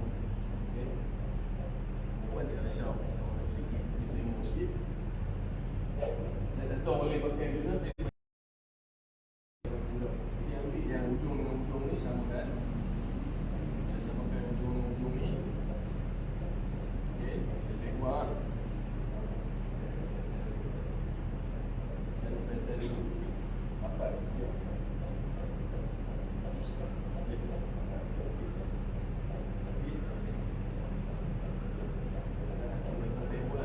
Kempis yang dia itu dia tarik masuk di situ. Masuk di situ. Pusing saja. Pusing saja. Okay, make sure kita lebih buang satu cukup. Make sure lebih buang satu cukup. Kalau Pakistan, Bangladesh pun kita jangan pelik lah. Kita cuba juga. Mat sikit. Ikut mana keselesaan apa? Kalau selesa belah ni buat belah ni. Kalau selesa belah ni buat belah ni. Kalau selesa buat macam saya masuk buat macam tu. Kalau asal tak boleh sebab besar contohlah. Besar ni semua sekali pun cukup dah macam dekat. Sekali je tarik uji. Dia kalau tak boleh rapat sangat, tu guna dari pinggang.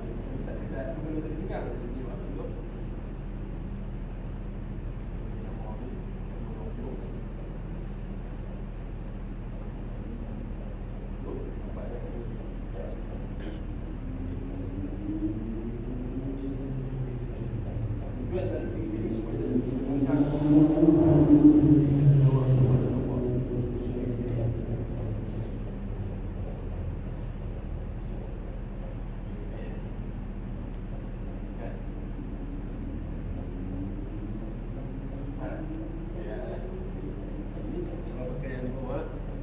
kemudian bila kita tekan pun insyaAllah ada masalah. Macam kira nak lepak dia bukan kiri, bukan dia kata piung, bukan kata sisi. Dia main-main tertarik pun insyaAllah ada masalah. Buat tak. Kalau pakai tali pinggang, waktu ni bila dah macam ni, waktu ni pakai tali pinggang, buat tali pinggang mau, lepas tu nak buka pun boleh ada masalah. Ataupun nak biar sini boleh.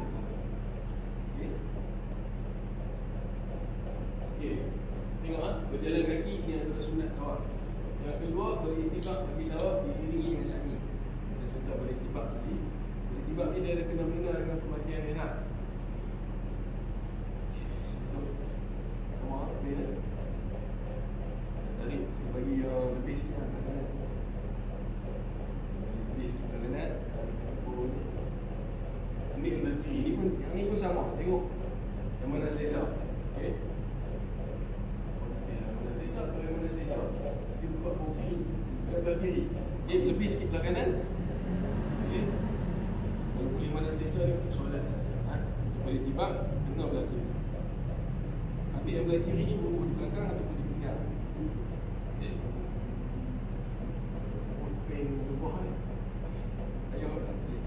Bila ada buah, ini buah saja di atas. Okay. Buah saja di atas. Bila dah solat apa tak? Kalau rasa yang atas ni akan jatuh, okey. Misalnya bila banyak begini, dia tak jatuh lah. Dia berumur jatuh lah. Tak ada pakai pin dia. Pin tak boleh. Baru punya yang bersama pin dah tak boleh. Pin boleh. Sebelum ni pin boleh.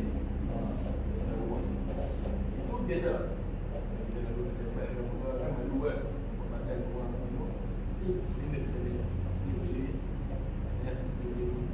Kalau nak beritibat, kau sahaja dari sini. Beritibat ni maksud dia kau bawah kanan. Duduk bawah kanan ni. Okey, itu beritibat. Kau sahaja yang belah kanan ni masuk bawah tiap. Belah kanan. Apa ni tadi? Apa? Boleh? Okey. Saya sebut satu. Ini lembut bawah kan. Itu beritibat ni untuk orang lagi untuk 3 pusingan yang pertama. 3 pusingan sakit yang pertama beritibat dan roman. Beritibat roman ni dari Riana. Dekat Pahan dari Riana. Sambil beritibat. Kenapa kena beritibat? Sebab tu zaman Islam ni buat.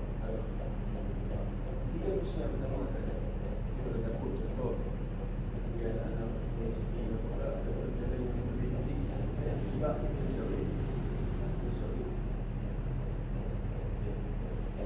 Sekali yang mana ini dengan boleh kan ini belah kiri sedih kalau enggak ambil ini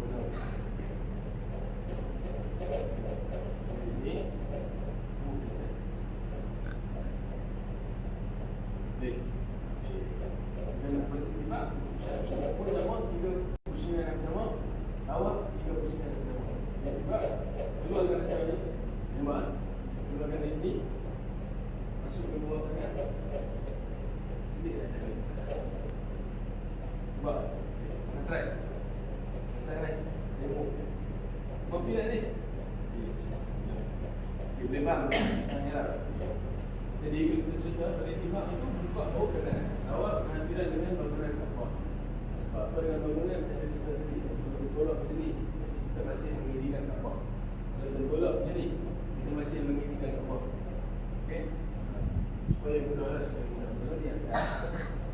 kalau di atas takut susah kalau kita tingkat dua Kaabah dah nampak kecil dah nampak kecil Kaabah kita nak kena jaga sungguh-sungguh ni nak jalan pun kena jalan bukan jalan macam kat di bawah jadi kalau boleh macam sekarang pergi bulan 1 bulan 12 InsyaAllah seronok wang pun tak ramai sangat seronok Okey, melakukan ramal bagi tawaf yang diiringi dengan sa'i.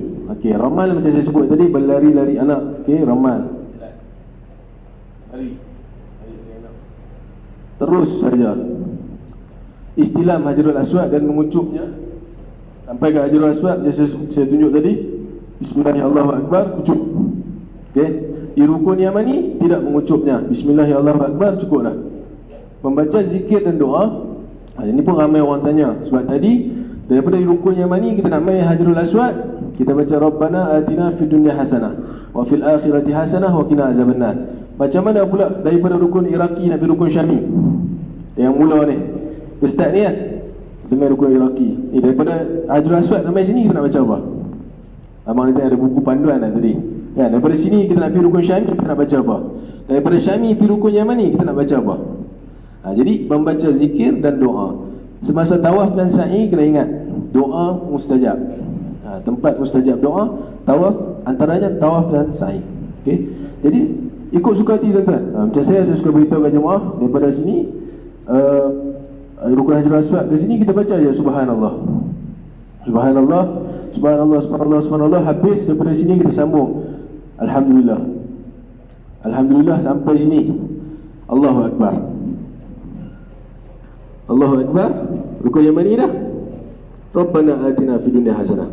Subhanallah, alhamdulillah, Allahu Akbar. Mudah ya.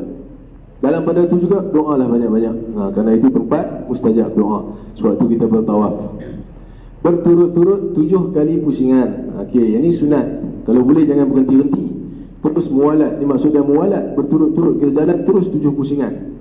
Sebab tu kalau boleh berjalan bertawaf berhampiran dengan bangunan Kaabah, supaya tawaf kita pun tak lama sangat kan? Panas tuan-tuan.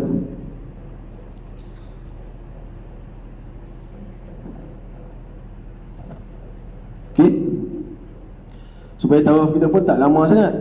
So kita boleh buat muwalat berturut-turut dan kita dapat pahala sunat. Contohnya tawaf habis 3 pusingan sampai rukun Hajarul Aswad, lapak ni. Contoh dia pergi makan dulu, main balik sambung tawaf yang keempat. Boleh tak? Boleh tak? Boleh. Tapi tak dapat pahala sunat muwalat berturut-turut. Dan bila pergi makan, kita juga susah nak jaga pantalaran ihram tadi.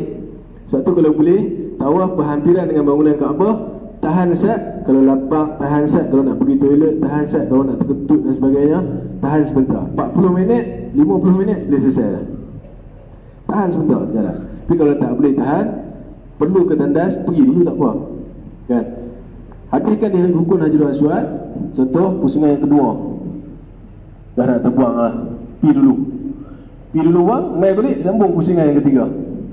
Tapi make sure ambil wudu lah, buang ambil wudu, mai balik. Tawaf macam solat, bila macam solat kita kena ada wuduk. Okey.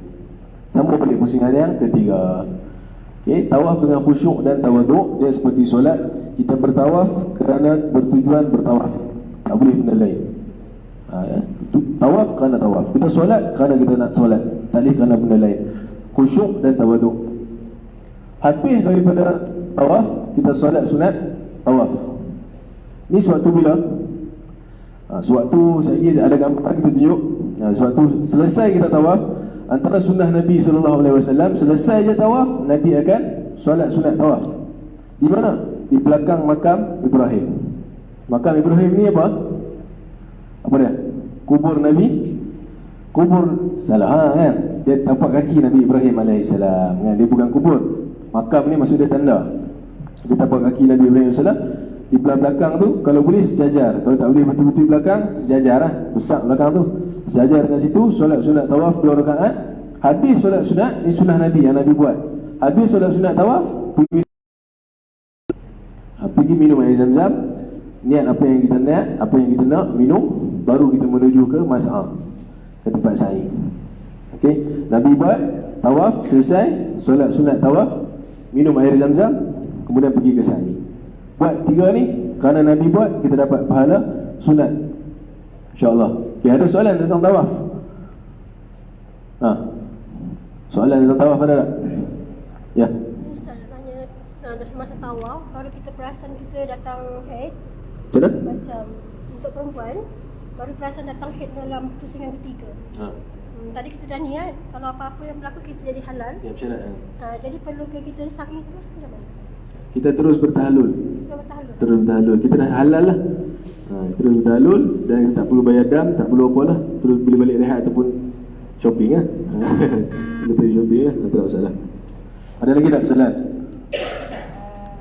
Untuk menjaga wuduk kita, sebab semasa tawaf kan ramai sentuhan lelaki perempuan untuk menukar Itu. mazhab. Okey, kita catat tu Ustaz. Soalan yang baik ni. Asyik ni. Okey, Ustaz, kita tengok ada tak dalam ni? Okey, ada wuduk semasa di tanah suci. Kita baca sikit. Hukum asal, lelaki bersentuhan dengan perempuan yang halal nikah tanpa lapik batal wuduk. Okey. Yang boleh kahwin, sentuh batal wuduk. Tapi ada rukhsah semasa kita mengerjakan tawaf. Rukhsah ni maksudnya keringanan. Okey. Jadi daripada pendapat Imam Syafi'i yang masyhur tadi, kalau persentuhan lelaki dengan wanita yang boleh kahwin batal wuduk. Tapi ambil pendapat yang marjuh. Yang marjuh ni sewaktu tawaf sahaja. Bila bersentuhan lelaki dan wanita tidak batal wuduk. Okey, tidak batal wuduk. Tengok itu. Capital. Yang paling penting tanpa syahwat dan di dalam masyaqqah dan haraj seperti hajah, seperti kesesakan di tempat tawaf dan selainnya. Boleh faham? Macam Kak dia tanya tadi lah, ramai sangat dalam tawaf dan sebagainya, bersesak-sesak, bersentuhan. Kadang yang kita tak bagi jauh-jauh, kita bagi yang dekat negara jiran negara jiran pun kadang kasar lah. Soalan ni bersentuh habis. Kita ambil pendapat yang marjuh. Yang pendapat marjuh ni maksudnya yang kedua. Pendapat yang kedua, tak pendapat yang kuat, tapi pendapat yang kedua, iaitu tidak batal wuduk sekiranya bersentuh lelaki perempuan tetapi tanpa syahwat. Boleh. Sebab kita di sana kan, kalau wuduk pun kalau boleh kita guna botol air. Guna botol air. Jadi ketika tawaf batal wuduk, tak payah pergi ambil wuduk.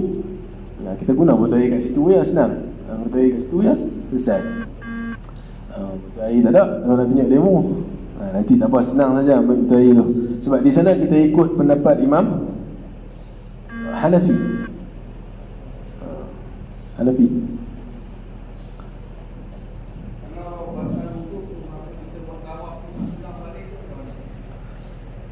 Ini bab bersentuhan. Kalau batal wuduk contoh terkentut, ulang pusingan tu, tapi kena ambil wuduk dulu lah. Pergi ambil wuduk, sambung pusingan tu balik. Bukan, pusingan. Contoh ini tadi apa, rukun Hajarul Aswad kan. Kita mai kat rukun Yamani ni, kita terkentut. Terkentut. Bila terkentut, kena pergi ambil wuduk. Pergi ambil wuduk, sambung. Ni pusingan ke berapa tadi? Pusingan yang kedua. Datang balik ke tempat rukun Yamani tadi, tapi tak tahu kat mana ni. sini ke sini. Ambil balik daripada Hajarul Aswad, rukun Hajarul Aswad. Okey, ambil balik dari rukun Hajarul Aswad, sambung balik pusingan ketiga. Boleh.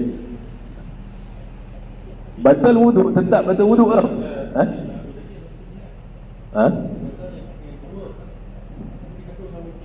Tak, kena sambung pusingan kedua. Pusingan kedua yang tadi saya sebut kedua. Ketiga, batal kat situ, kena sambung balik ketiga. Kalau kita ingat betul-betul kat mana, kita sambung dari sini saja. Dekat lah ni rukun yang mana Hajarul Aswad. Tapi kalau kita selalunya tak pastilah. Kalau kita pasti tak ada masalah. Jadi kalau kita tak pasti, kita sambung daripada rukun Hajarul Aswad boleh.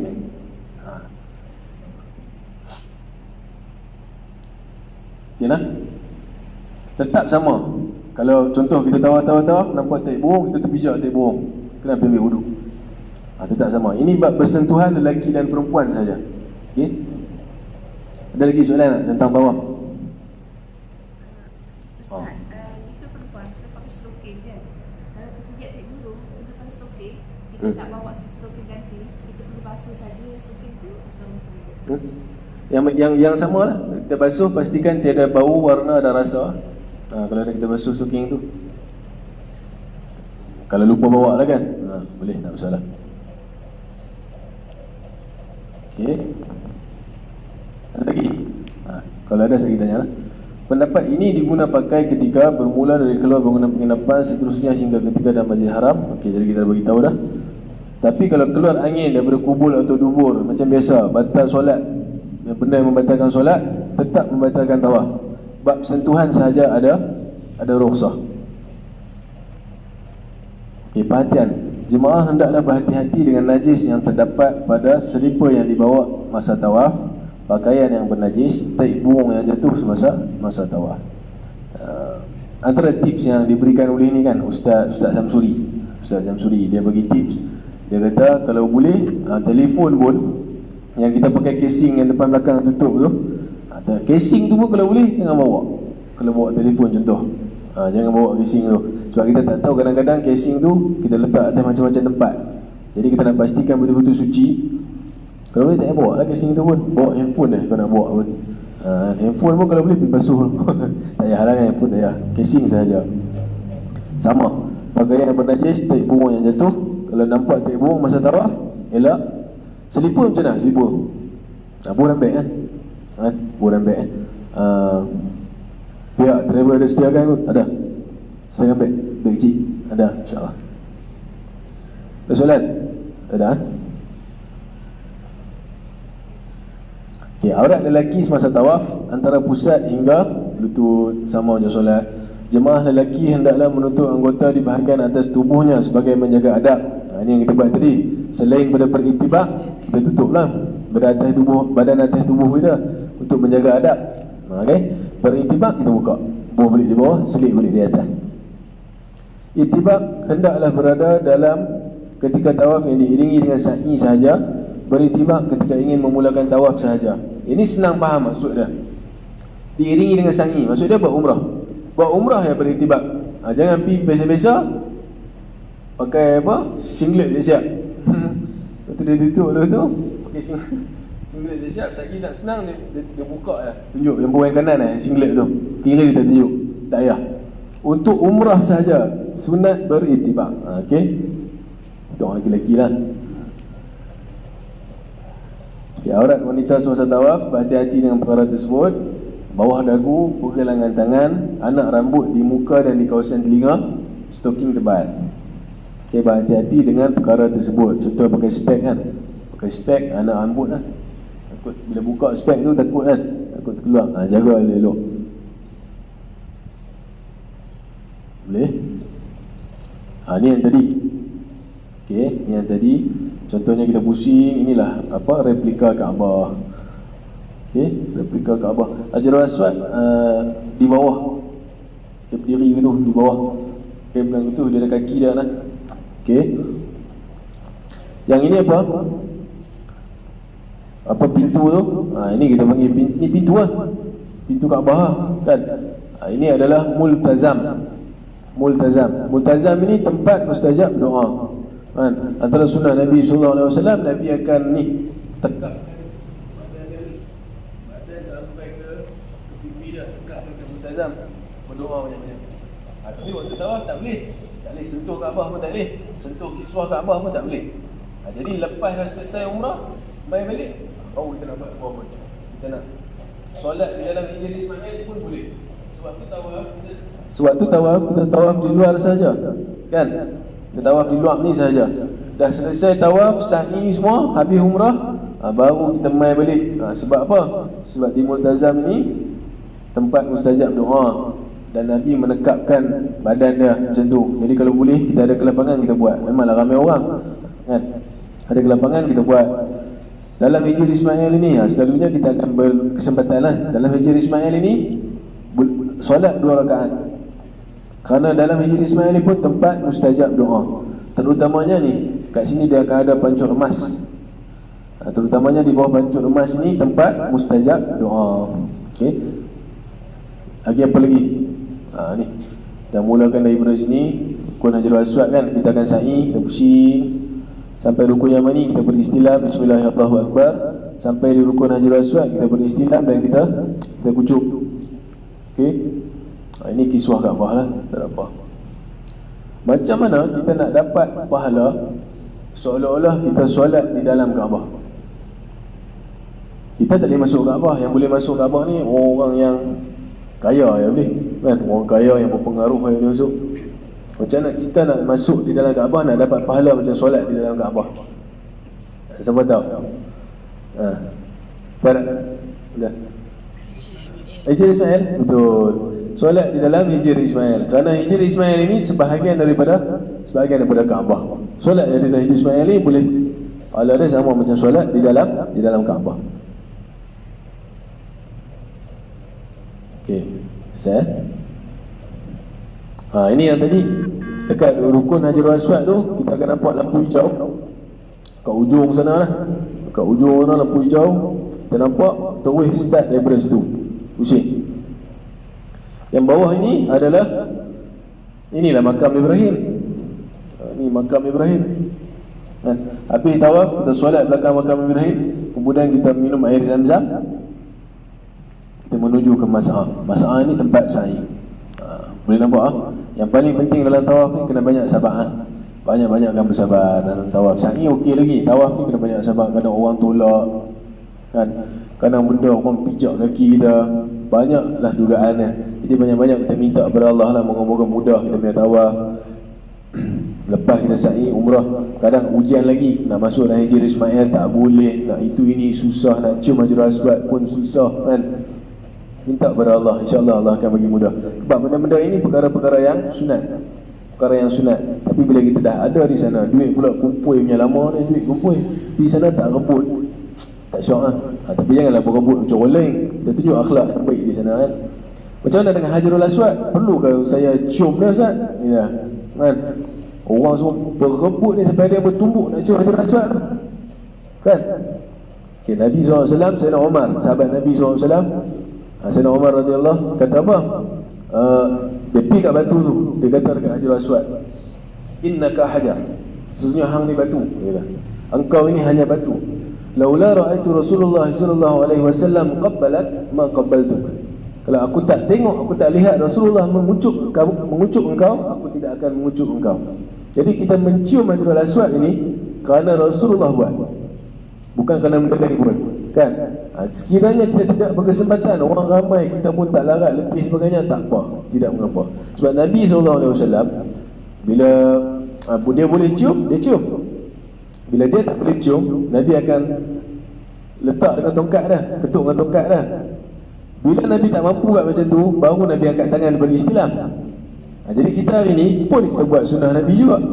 Kita beristilam, bismillahirrahmanirrahim, pahala sama ya. Jadi buat apa kita nak, kalau ni kan nak susah-susah bertolak-tolak orang, menyakitkan orang lain semata-mata nak cium Hajarul Aswad. Tapi kalau ada rezeki, kita buatlah, cari time subuh ke bila ke kita pergi cium. Okay, InsyaAllah. Ini apa? Makruh tawaf tetapi tidak batal. Apa dia? Makan minum semasa tawaf, makruh tidak batal. Bercakap-cakap percakapan yang kurang sopan semasa tawaf pun sama, tak batal tapi makruh. Jangan anggap mudah makruh. Makruh ni Tuhan marah. Tuhan marah ni pun kalau boleh kita jangan buat lah. Melakukan ramal dalam semua pusingan. Oh, ni dia memang gagah sungguh tuan. Dia lari daripada pusingan pertama sampai pusingan ke-7. Dia ramal. Memang lepas tu sa'i tak pergi lah. Kan? Kan? Jadi tak boleh benda yang makruh jangan buat. Baca doa dengan nyaring. Pergi kat rukun yang mani berrukun Hajar Aswad tu, Rabbana atina, dia menjerit tu sampai dia mengganggu konsentrasi orang lain. Kita tawaf kerana Allah, kerana kita nak tawaf. Dia pergi menjerit lagi tu. Yang kawan ni dah geram lah. Apa dia ni? Nyaring sangat ni. Fokus dia dah berubah. Kita nak bagi kesusahan pada orang lain. Kalau boleh jangan baca dengan nyaring. Dulu kalau pergi umrah, saya tak tahu travel lain lah, yang saya pergi dulu 10 tahun lepas tu lah, pergi mutawif baca nyaring. Lepas tu yang terus mereka tak bagi apa semua. Sekarang ni banyak pakai ni lah, transmitter kan? Banyak pakai transmitter, jadi mutawif baca slow. Rabbana atina, ini jemaah mendengar.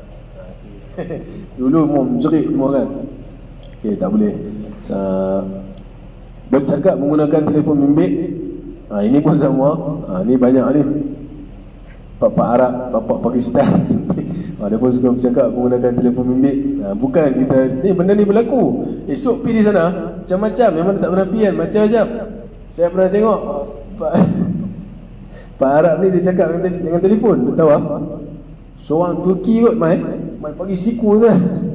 Kau depung dia bagi kat muka dia tu. Betul, kita duduk belakang ni. Dia buat tu. Jangan dia cakap telefon masa tawaf. Kita tengok, okey, kita bantu je lah. Kita jangan buat betul tuan-tuan lah. Ini benda yang makruh. Bukan tak boleh. Menahan kentut, buang air kecil dan air besar.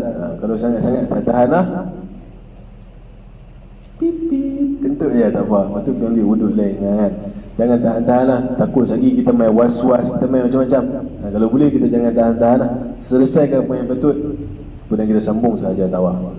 Dan Allah tak menyusahkan kita Allah bagi mudah insya-Allah. Boleh faham lah? Okey. Batal tawaf. Okey, ini yang membatalkan tawaf. Kita buka aurat dengan sengaja. Ada cara yang ada yang ni tak? Okay, contoh kita bagi macam tadi cara ihram yang saya tunjuk itu biasa. Untuk biasa lah orang lelaki. Tapi kalau yang naik kursi roda, kadang-kadang cara tu boleh nampak aurat. Kena guna cara lain. Ada macam-macam cara ada. Tapi kalau untuk naik kursi roda, kita pula nak tolak orang tu contoh, kita bagilah dia pakai yang cara yang satu lagi, supaya tak nampak sekali ni dia punya lutut, kan. Menyentuh Kaabah kelambu termasuk Syazarwan. Okey, sambil tawaf pegang Kaabah ni, dapat pula depan. Lepas tu dia keluar Hijr Ismail, pegang Hijr Ismail, dia tawaf. Batal lah, batal tawaf, tak boleh. Nak sentuh Kaabah, nak sentuh Hijr Ismail selepas kita buat umrah. Selesai sa'i pun kita main balik, kita nak sentuh lah, kan. Ini batal. Okey, terpesong niat seperti mencari kawan hingga terlupa yang dia sedang tawaf. Ini selalu berlaku bila suami isteri. Hak suami cari isteri, hak isteri cari suami. Selalu berlaku benda ni. Memang kelang kabut. Kadang bila kat dataran tu orang ramai, kadang bila dah tertolak ni dia jadi hilang kan. Bila hilang ni kita dah kelang kabut.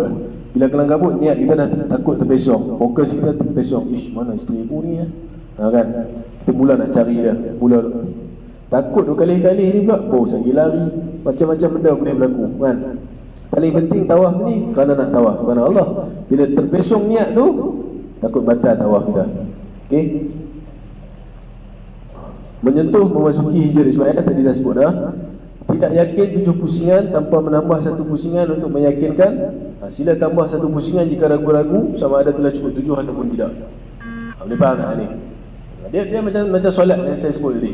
Contohnya kita tawaf pusingan yang ke-7 lah, tapi kita tak tahu ni 6 ke 7, 6 ke 7. Tambah lagi 1. Tambah lagi 1, selesai. Tawaf ni 3 ke 4, 3 ke 4. Ambil yang 3, betul, macam solat. Ambil yang 3, sambung lagi 4. Ini 4 ke 5, 4 ke 5 ni dah tahu rukun yang mana lah. Nak sampai Hajar Aswad lah, 4 ke 5 ni. Ambil yang 4, sambung lagi 3. Okey, senang saja. Kalau solat kita kena sujud sahwi kan. Tawaf tak nak sujud sahwi kan. Okey, ni aku dah buat ni tadi, aku lupa. Debu dia bagi sujud. Jangan sujud sawi tuan lah.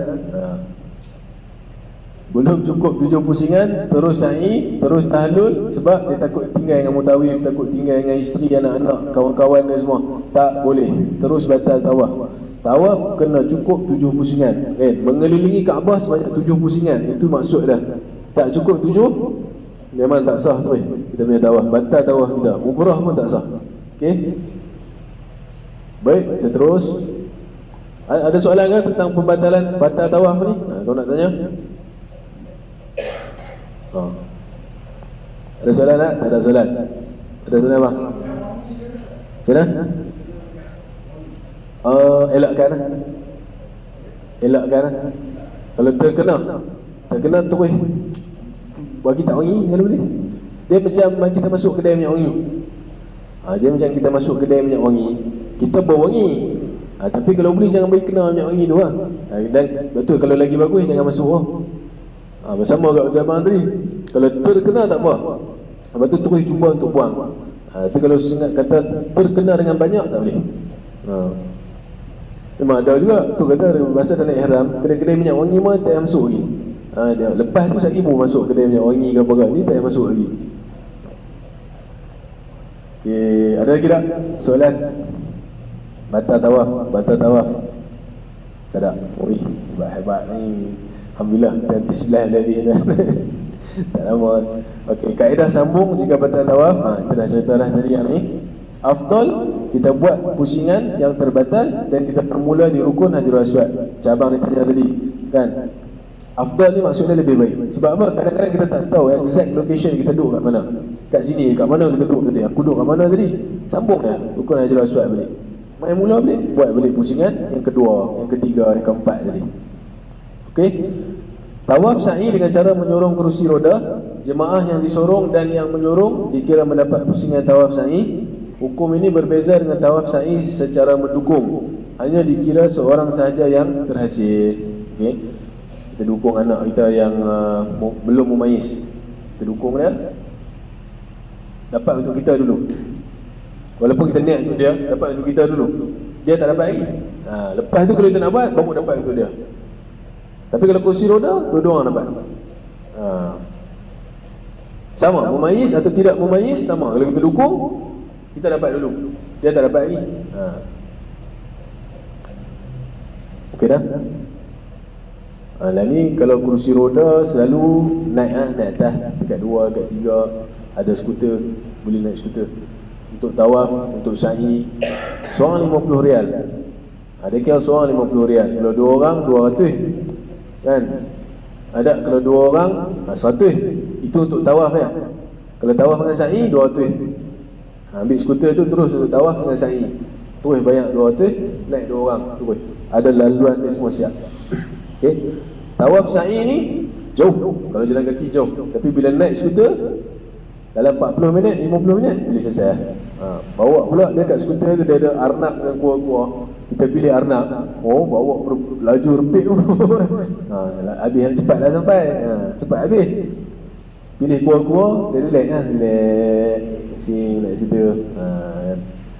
Bagi yang tidak mampu lah. Bagi yang mampu, orang lelaki, orang perempuan, kalau boleh berjalan dulu, berjalan kaki dulu. Ada mazhab sampai kata tak boleh. Kalau dia mampu tapi dia tetap nak naik skuter, dia kata haram, tak boleh. Ada mazhab ambil macam tu. Imam Syafi'i dia lebih lembut sikit. Tapi tetap dia kata afdal jalan kaki dulu. Nabi dia sebab apa skuter ni?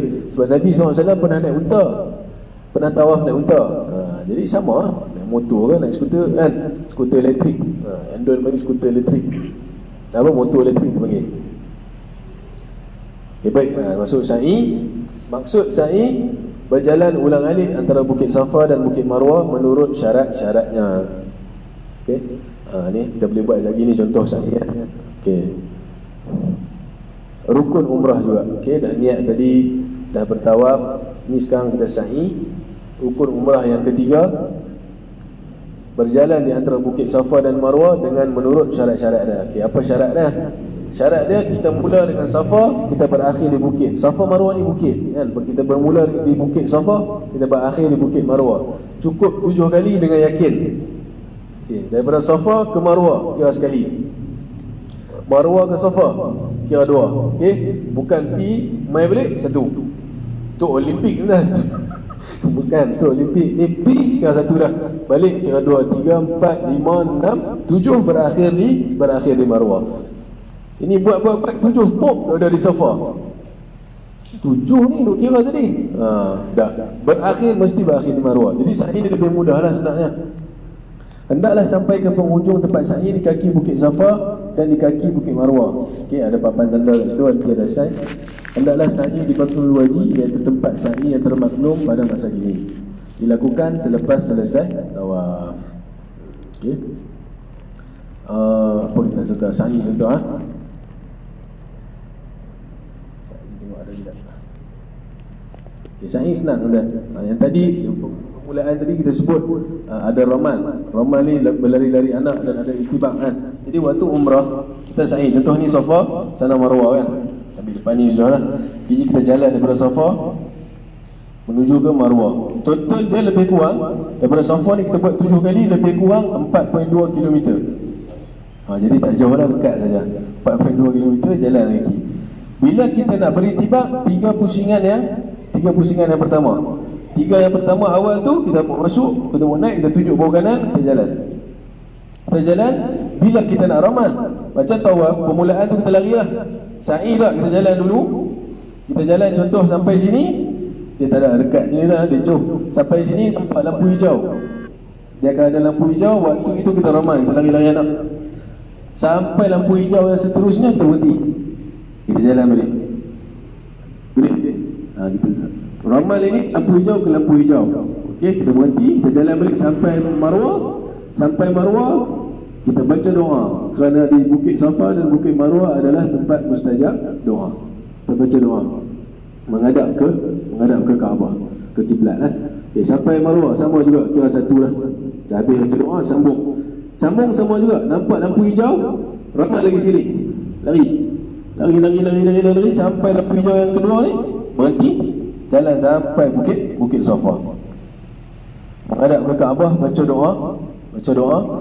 Nak lambai, nak angkat tangan, lepas tu buat macam takbir pun boleh. Allahu Akbar, Allahu Akbar, Allahu Akbar, walillahil hamd pun tak ada masalah. Tapi ramal ini untuk orang lelaki kan. Untuk orang perempuan tak perlu. Okay, berlari-lari anak ni untuk orang lelaki saja. Perempuan tak perlu. Dah selesai sampailah ke Marwah. Hendaklah sa'i di Batul Wadi. Ini Batul Wadi tempat yang termaklum pada masa kini. Sa'i ni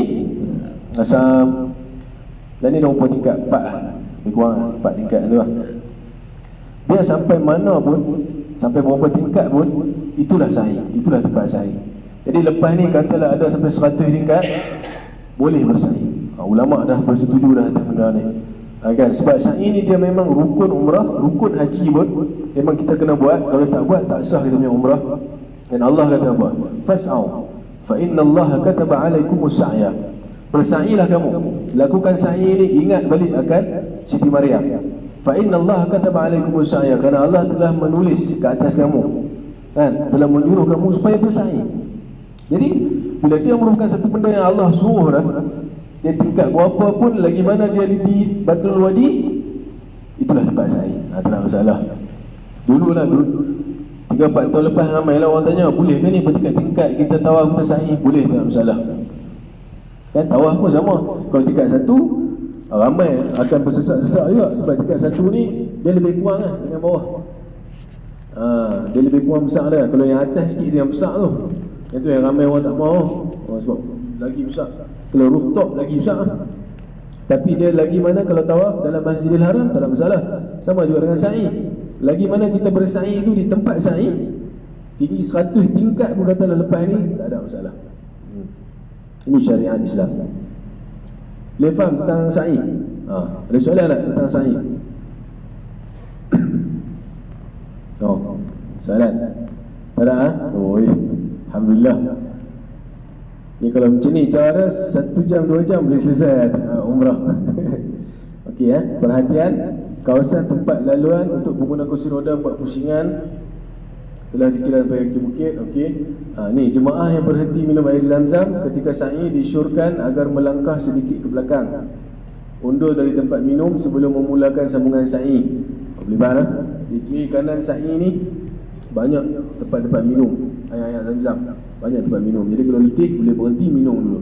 Lepas minum tu injak sikit ke belakang, lepas tu sambung balik. Kan? Lepas minum injak sikit ke belakang, tu sambung balik. Berhati-hati dengan kumpulan yang mengambil kesempatan mengunting rambut jemaah dan mengenakan bayaran yang tinggi. Ini memang ada pun, kan? Bukan kata sa'i, tawaf tadi pun. Sa'i ni mau cium Hajarul Aswad dia. Kita dengar tu pun kita tahu dah dari mana kan. Mau cium Hajarul Aswad? Mau lah. 300 rial saja Pak. Kalau 300 rial, kadang tu ada charge sampai 1000 rial. 1000 rial dia charge. Lepas tu dia panggil kawan-kawan dia peluk, terus sampai depan lah. Terus bagi kita cium. Dapat dah cium. Tapi dengan cara tak bagus lah. Tak boleh lah macam tu kan, dengan cara tak bagus. Sama juga dengan ni. Lagi ada yang mai, terus buat gunting semua kan. Terus siap dah nak main kita. Saya kena camai 20, 30, 40 rial tu orang lelaki kan. Jadi kalau boleh tak payahlah kita berhati-hati dengan kumpulan ni. Sebab dia pun ni memang kita tahu memang nak ambil kesempatan. Kalau kata dia mai tu dia tak apalah bagi berapa yang mau. Itu tak apa. Ini dia mai dia charge pun tinggi kan. Jadi kalau boleh kita berhati-hati lah. Tidak ada niat iktikaf, solat di masjid, solat tahiyat masjid di kawasan sa'i, kerana sa'i bukan tempat, bukan masjid. Okey. Wanita yang haid boleh berada di kawasan sa'i. Ini tak ada masalah. Wanita yang haid tadi yang akak dia tanya kan, contoh waktu tawaf datang haid, tak boleh lah tawaf dengan suami. Tapi sa'i boleh jalan sekali dengan suami pun boleh, tak ada masalah. Okey, boleh jalan sekali dengan suami. Kerana Nabi Siti Aisyah radhiyallahu anha pernah bersa'i ketika dia haid. Pernah bersa'i ketika dia haid. Ini riwayat Bukhari Muslim. Tidak ada ibadat sa'i sunat.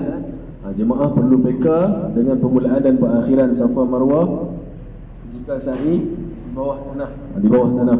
Saya tak boleh kalau bawah tanah tuan. Ada yang boleh? Boleh insya-Allah. Kita jenis apa orang panggil? Claustrophobia tu kan. Jenis dari tempat-tempat kecil. Baru ni sangkut dalam lift 40 minit. Jam tu. Saya sangkut dalam lift. Tunggu siapa nak main ni. Jadi bawah ni pun tak boleh sama juga. Menuju ke tempat sa'i melalui Babus Safa. Selalu memang kita daripada tawaf tu memang kita akan lalu ke tempat sa'i. Kita akan ke sa'i ni melalui Babus Safa. Selalunya macam itulah. Okey, menaiki Bukit Safa dan Marwah hingga sampai ke batu-batu bukit.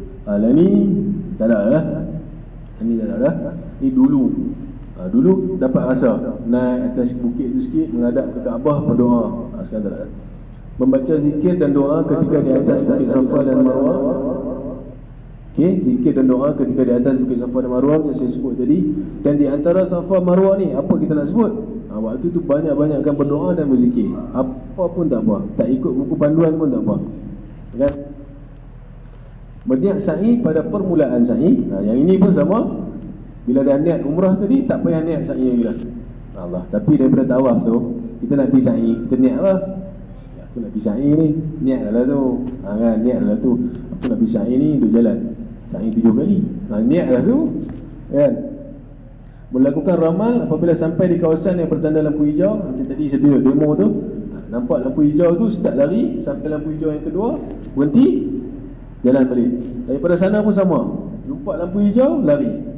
Dari sampai lampu hijau yang kedua, berhenti, jalan balik sampai habis. Sa'i ni dia sama juga macam tawaf lah. Sebab umrah ni memang ibadah badan lah. Ibadah badan. Dia memerlukan badan yang sihat. Lagi sihat, lagi bagus, insyaAllah. Okay. Sebab tu sebelum pergi ni kalau boleh banyak-banyakkan berjalan. Banyak-banyak kalau yang suka naik bisikal, kursi, taman, relax. Yang suka swimming, saya macam saya swimming, stamina bagi ada, insyaAllah mudah. Kalau tawaf di atas tu sampai kadang-kadang boleh pergi 6 ke 7 kilometer kalau tawaf di atas. Jadi kalau boleh ambil di dataran tawaf tu, dekat Kaabah tu, tawaf selesai. Yang ni antara sunat sa'i lagi. Suci daripada hadas besar dan kecil serta menutup aurat. Kan? Tapi kalau terkentut ke apa ke, tak payah ambil wudu dah, teruskan. Dia bukan lagi dalam masjid, bukan lagi dah. Mualat, ini sama macam tawaf. Mualat berturut-turut, daya monti-monti, terus 7 ya. Beriktibak 3 pusingan tadi, 3 round yang pertama. Boleh ya? Ada soalan ke tentang sa'i? Ada soalan tak? Tak ada soalan? Okey, semua okey insyaAllah. Nak habis dah kan? Lepas dah sa'i 7 pusingan, minum air zam-zam dah apa semua, sampai ke Marwah, pusingan yang ke-7, time itulah kita bercukur, bergunting menurut syarat-syaratnya. Apa syarat-syarat dia? Maksud tahallul menanggalkan, menghilangkan sekurang-kurangnya 3 helai rambut di kepala dengan menurut syarat sah. 1. Masuk waktu. Masuk waktu ni maksudnya bila dah selesai 7 pusingan, baru kita tahallul. Jangan 5, 6 tahallul sambung lagi 1, tak boleh. Dah selesai 7 baru tahallul. Yang kedua, rambut di kepala. Ini minggu lepas ada soalan. Rambut lain boleh tak? Tak boleh. Rambut di kepala ya, okey. 3, tidak kurang daripada 3 helai rambut. Okey, tak kurang daripada 3 helai rambut. Waktu bercukur atau bergunting, waktu buat umrah selepas tawaf dan sa'i dengan sempurna, afdal bercukur bagi lelaki, dan bagi wanita memadai hanya bergunting rambut sekadar seruas jari. Okey, lelaki bila dah selesai tawaf tu terus nak bercukur, ambil masa. Kalau jemaah ramai, ambil masa. Jadi buang 3 helai dulu, keluar daripada tu Mas'ah. Dekat luar tu ada banyak kedai. Waktu tu pergi bercukur. Waktu tu baru dapat charge betul. Charge 10 rial, 15 rial. Berapa balik cukup terus. Yang ni nak bagi 3 helai lah. Nak charge 30-40 rial kadang-kadang kan. Jadi takut batal larang ihram kita tu nak jaga susah. Sebab kita nak keluar, nak berjalan lagi, kita gunting 3 helai dulu. Gunting 3 helai, sekejap lagi dekat luar, baru kita bercukur. Sebab apa bercukur? Sebab ada hadis Nabi SAW, bercukur ini sama pahala dia seperti ibarat bayi yang baru lahir. Jadi sebab tu banyak orang botak pula. Dia ibarat bayi yang baru lahir, tidak ada dosa kan. Tapi ingat, 3 dulu. Kemudian nak balik hotel buat sendiri, nak suruh kawan-kawan buat pun boleh, tak ada masalah. Nak suruh ayah buat, nak buat kat ayah semua boleh, tak ada masalah. Tapi 3 helai dulu. Okey, dia faham kan? Tahlul. Okey, dan Abira semangat kan nak habis. Peringatan. Okey, boleh bercukur atau memunting rambut sendiri atau orang lain bila telah masuk waktu. Yang paling penting, kita cukur rambut kita dulu sebelum kita potong rambut kita dulu sebelum kita potong rambut orang lain. Orang perempuan macam mana senang, sebab waktu bergunting ni kena jaga aurat. Macam mana nak jaga aurat, nak bagi senang? Ikat siap-siap kan? Ikat siap-siap ujung rambut boleh ujung rambut dikira sah untuk bergunting. Jadi senang tu orang perempuan, ujung rambut tu pun halang dengan getah ke dengan apa ke, siap-siap. Nanti bila sampai, seluk tangan dia gunting kan? Ambil dekat getah tu ke, gunting. Perempuan senang, bawa aurat terjaga. Jemaah boleh bergunting di tempat penginapan, boleh, tapi 3 helai dahulu, kemudian baru nak gunting di tempat penginapan ataupun di luar tu di kedai, boleh. Bagi jemaah yang botak licin, perlu dilalukan pisau cukur. Yang botak licin lalu 3 kali tepi pun boleh. 1, 2, 3. Lalukan atas kepala, cukur dah. Sebab rambut kita tak ada kan. Boleh faham lah tahlul? Ada soalan tak tentang tahlul? Kan senang kan senang lah tahlul ni tak? Ada soalan tak tahlul? Tak? Okey. Okey, selesai Last sekali. Dan tadi apa yang pertama? Ingat lagi tak? Apa rukun umrah yang pertama? Niat di miqat. Yang kedua, tawaf. Saya nak dengar belah sini lah. Yang kedua tawaf. Yang ketiga, sa'i. Yang keempat, tahallul. Tadi yang kelima adalah tertib. Tertib ni maksud dia dilaksanakan mengikut susunan yang telah ditetapkan. Perkara yang dahulu didahulukan, yang kemudian dikemudiankan. Inilah tertib. Okay, untuk itu kita buka soalan. Kita dari 20 minit, tak apa, tak kisah. Kita buka soalan, boleh tanya insyaAllah. Kalau kita baca cakap Melayu saja lihat boleh? Boleh. Kalau cukur orang perempuan atas bawah ke atas ke bawah? Pasal kalau kata rambut pendek macam ni, nak kalau atas ke kalau bawah? Mana pun boleh, mana pun boleh. Bab tahlul. Okey. Lagi? Bab tawaf, bab niat. Ada soalan tak? Tanya.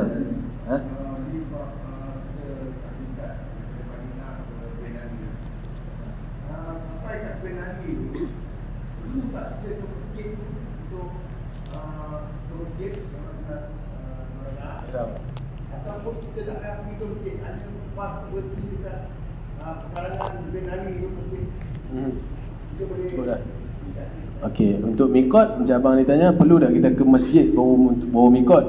Tapi masjid ni sebab nak sembahyang sunat 2 rakaat. Tapi kat bas boleh dah.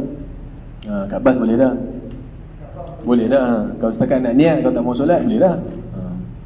Tak masalah. Sebab tempat mikot ni macam kita naik atas kapal terbang tadi lah. 20 ke 30 meter sebenarnya, bukan masjid tu saja. Lok-lok sikit tu pun boleh lagi. Itu mikot lah, untuk mikot.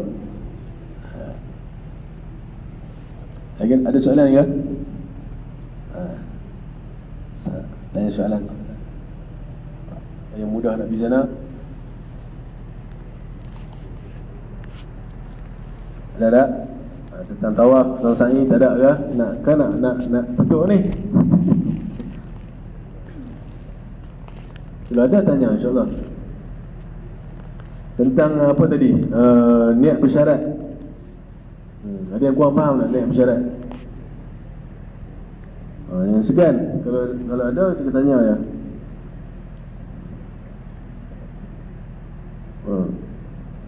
Tak ada. Kita fokus belah sana. Selalu dia pun niat bersyarat tak ada. Okey, insyaAllah kalau macam tu kita akhiri. Tapi sukalah saya nak kongsi sikit. Kongsi sikit. Tanah haram, bila kita sebut tanah haram, maksud dia bukan macam kita kata, ui, arak tu haram, khinzir tu haram. Itu tanah haram. Haram ni bermaksud mulia. Mulia haram ni. Jadi bila kata arak tu haram, apa yang arak tu mulia? Bukan maksud dia gitu. Jadi bila al-haramain maksudnya 2 benda yang haram. Haram ni maksudnya mulia. Apa maksudnya mulia?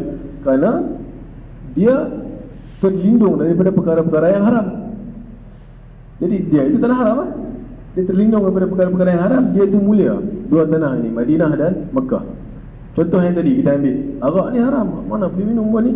Arak itu haram sebab dia boleh melucutkan kemuliaan diri kita. Jadi arak itu haram. Dia boleh melucutkan kemuliaan diri kita. Jadi bila tanah haram ni, kita ingat kita pergi ke satu tempat yang mulia. Tanah suci, tanah haram. Bila kita pergi ke Madinah, sampai ke Madinah dulu. Kalau saya hari tu pun sama, kita pergi Madinah dulu. Kita duduk 5 malam. Sampai Madinah, kita suka sebut dekat jemaah, dekat airport tu lagi kita sebut siap-siap. Tuan, kita nak pergi Madinah ni bukan kita pergi semata-mata kerana kita berumrah. Kita kena pergi Madinah, kita kena pergi Mekah. Itu dia punya rutin.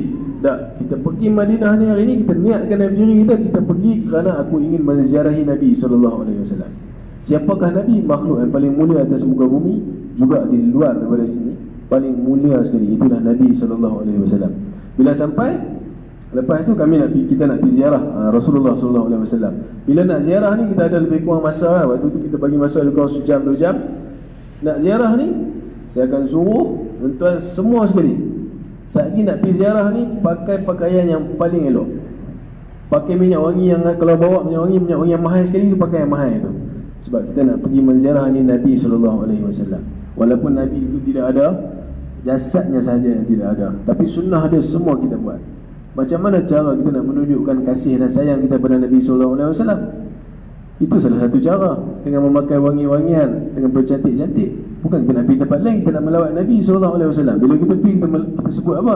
Assalamualaikum ya Rasulullah. Seolah-olah Nabi itu masih hidup.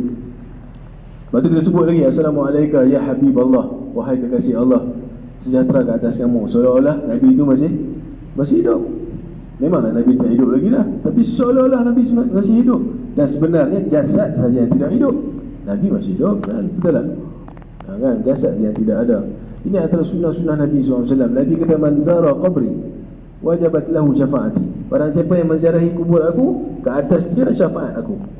Nanti kemudian hari Nabi akan bagi syafaat kepada kita sekiranya kita menziarahi Nabi SAW.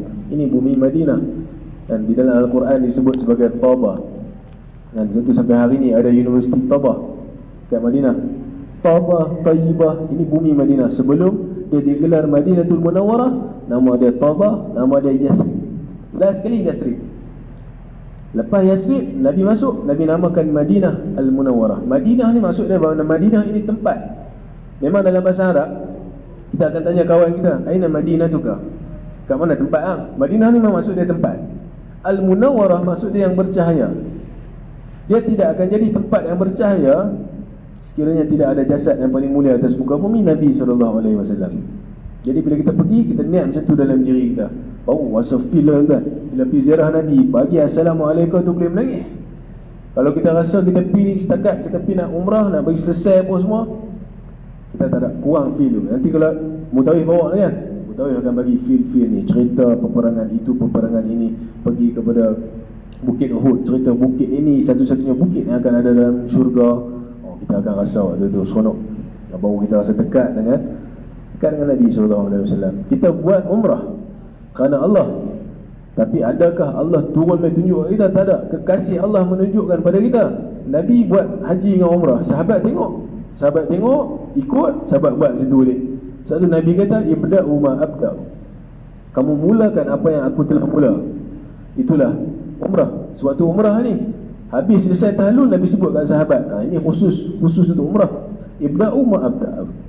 Mulakan apa yang aku mula dengan cara aku. Itu kita sebut tadi, kalau boleh lepas tawaf, Nabi buat macam mana? Nabi solat sunat tawaf, Nabi minum air zam-zam.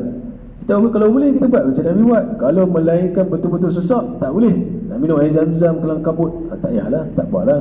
Tapi kalau boleh buat macam mana Nabi buat, kita buat macam mana Nabi buat. Sama juga macam solat kan. Solat Nabi apa? Usalli kama ra'aitumuni usalli. Kan? Sallu kama ra'aitumuni usalli. Solatlah kamu seperti mana kamu melihat aku solat. Tambah lagi umrah. Dia adalah ibadah badan yang memang menggunakan badan kita. Kalau kata baring tak boleh. Solat baring boleh lagi kalau tak mampu. Umrah tak boleh. Betul tak? Umrah memang ibadah badan. Jadi memang sahabat melihat Nabi, apa yang Nabi buat, kita buat, insya-Allah. Kita dapat sunnah dan kita dapat feel itu lain tuan-tuan. Kan? Jadi insya-Allah subhanakallahumma wa bihamdika asyhadu an la ilaha illa anta astaghfiruka wa atubu ilaik. Bismillahirrahmanirrahim. Alhamdulillahirabbil alamin wassalatu wassalamu ala asyrafil anbiya'i wal mursalin wa ala alihi wa sahbihi ajma'in. Allahumma salli salatan kamilah wa sallim salaman tamman ala sayyidina alladhi tanhallu bihi al-uqad wa tanfariju bihi al-kurab wa tuqda bihi al-hawaij wa tunalu bihi al-raghaib wa husnul khawatim wa yustasqa al-ghamam biwajhihi al-karim wa ala alihi wa sahbihi fi kulli lamhatin wa nafasin bi'adadi kulli ma'lumin lak. Allahumma ballighna nuzuruhu sallallahu alaihi wasallam. Allahumma ballighna nuzuruhu sallallahu alaihi wasallam. Allahumma ballighna nuzuruhu sallallahu alaihi wasallam. Ya Allah, Tuhan kami, ada di kalangan kami hari ini akan bakal mengerjakan umrah, akan bakal mengerjakan rukun Islam yang kelima. Sedangkan kami tidak pernah lagi mengerjakan umrah, maka umrah itu wajib bagi kami ya Allah. Moga-moga ya Allah kami pergi umrah ini mendapat umrah yang mabrurah. Amin. Ya Allah, ya Tuhan kami, di dalam majlis ini hari ini, khususnya di dalam majlis ini, ya Allah, limpahikanlah berkat. Dan sekiranya ada di kalangan kami ya Allah yang banyak dosanya, dan memang sesungguhnya kami ini banyak dosanya, dengan berkat majlis ini ya Allah, ampunkanlah dosa-dosa kami, ampunkanlah dosa kedua ibu ayah kami ya Allah. Sampaikanlah kami ya Allah dengan jemputan-Mu ya Allah, bukan dengan kemampuan kami sahaja. Jemputlah kami untuk mengerjakan umrah ya Allah. Ya Allah, ya Tuhan kami, jemputlah kami untuk melawat Rasul-Mu sallallahu alaihi wasallam Muhammad. Jemputlah kami untuk melawat Rasul-Mu Muhammad sallallahu alaihi wasallam ya Allah. Moga-moga dengan ini kami akan lebih ingat kepadamu ya Allah. Rabbana atina fid dunya hasanah wa fil akhirati hasanatan wa qina azabannar. Subhana rabbika rabbil izzati amma yasifun wa salamun alal mursalin walhamdulillahi rabbil alamin. Taqabbalallahu minkum. Assalamualaikum warahmatullahi wabarakatuh.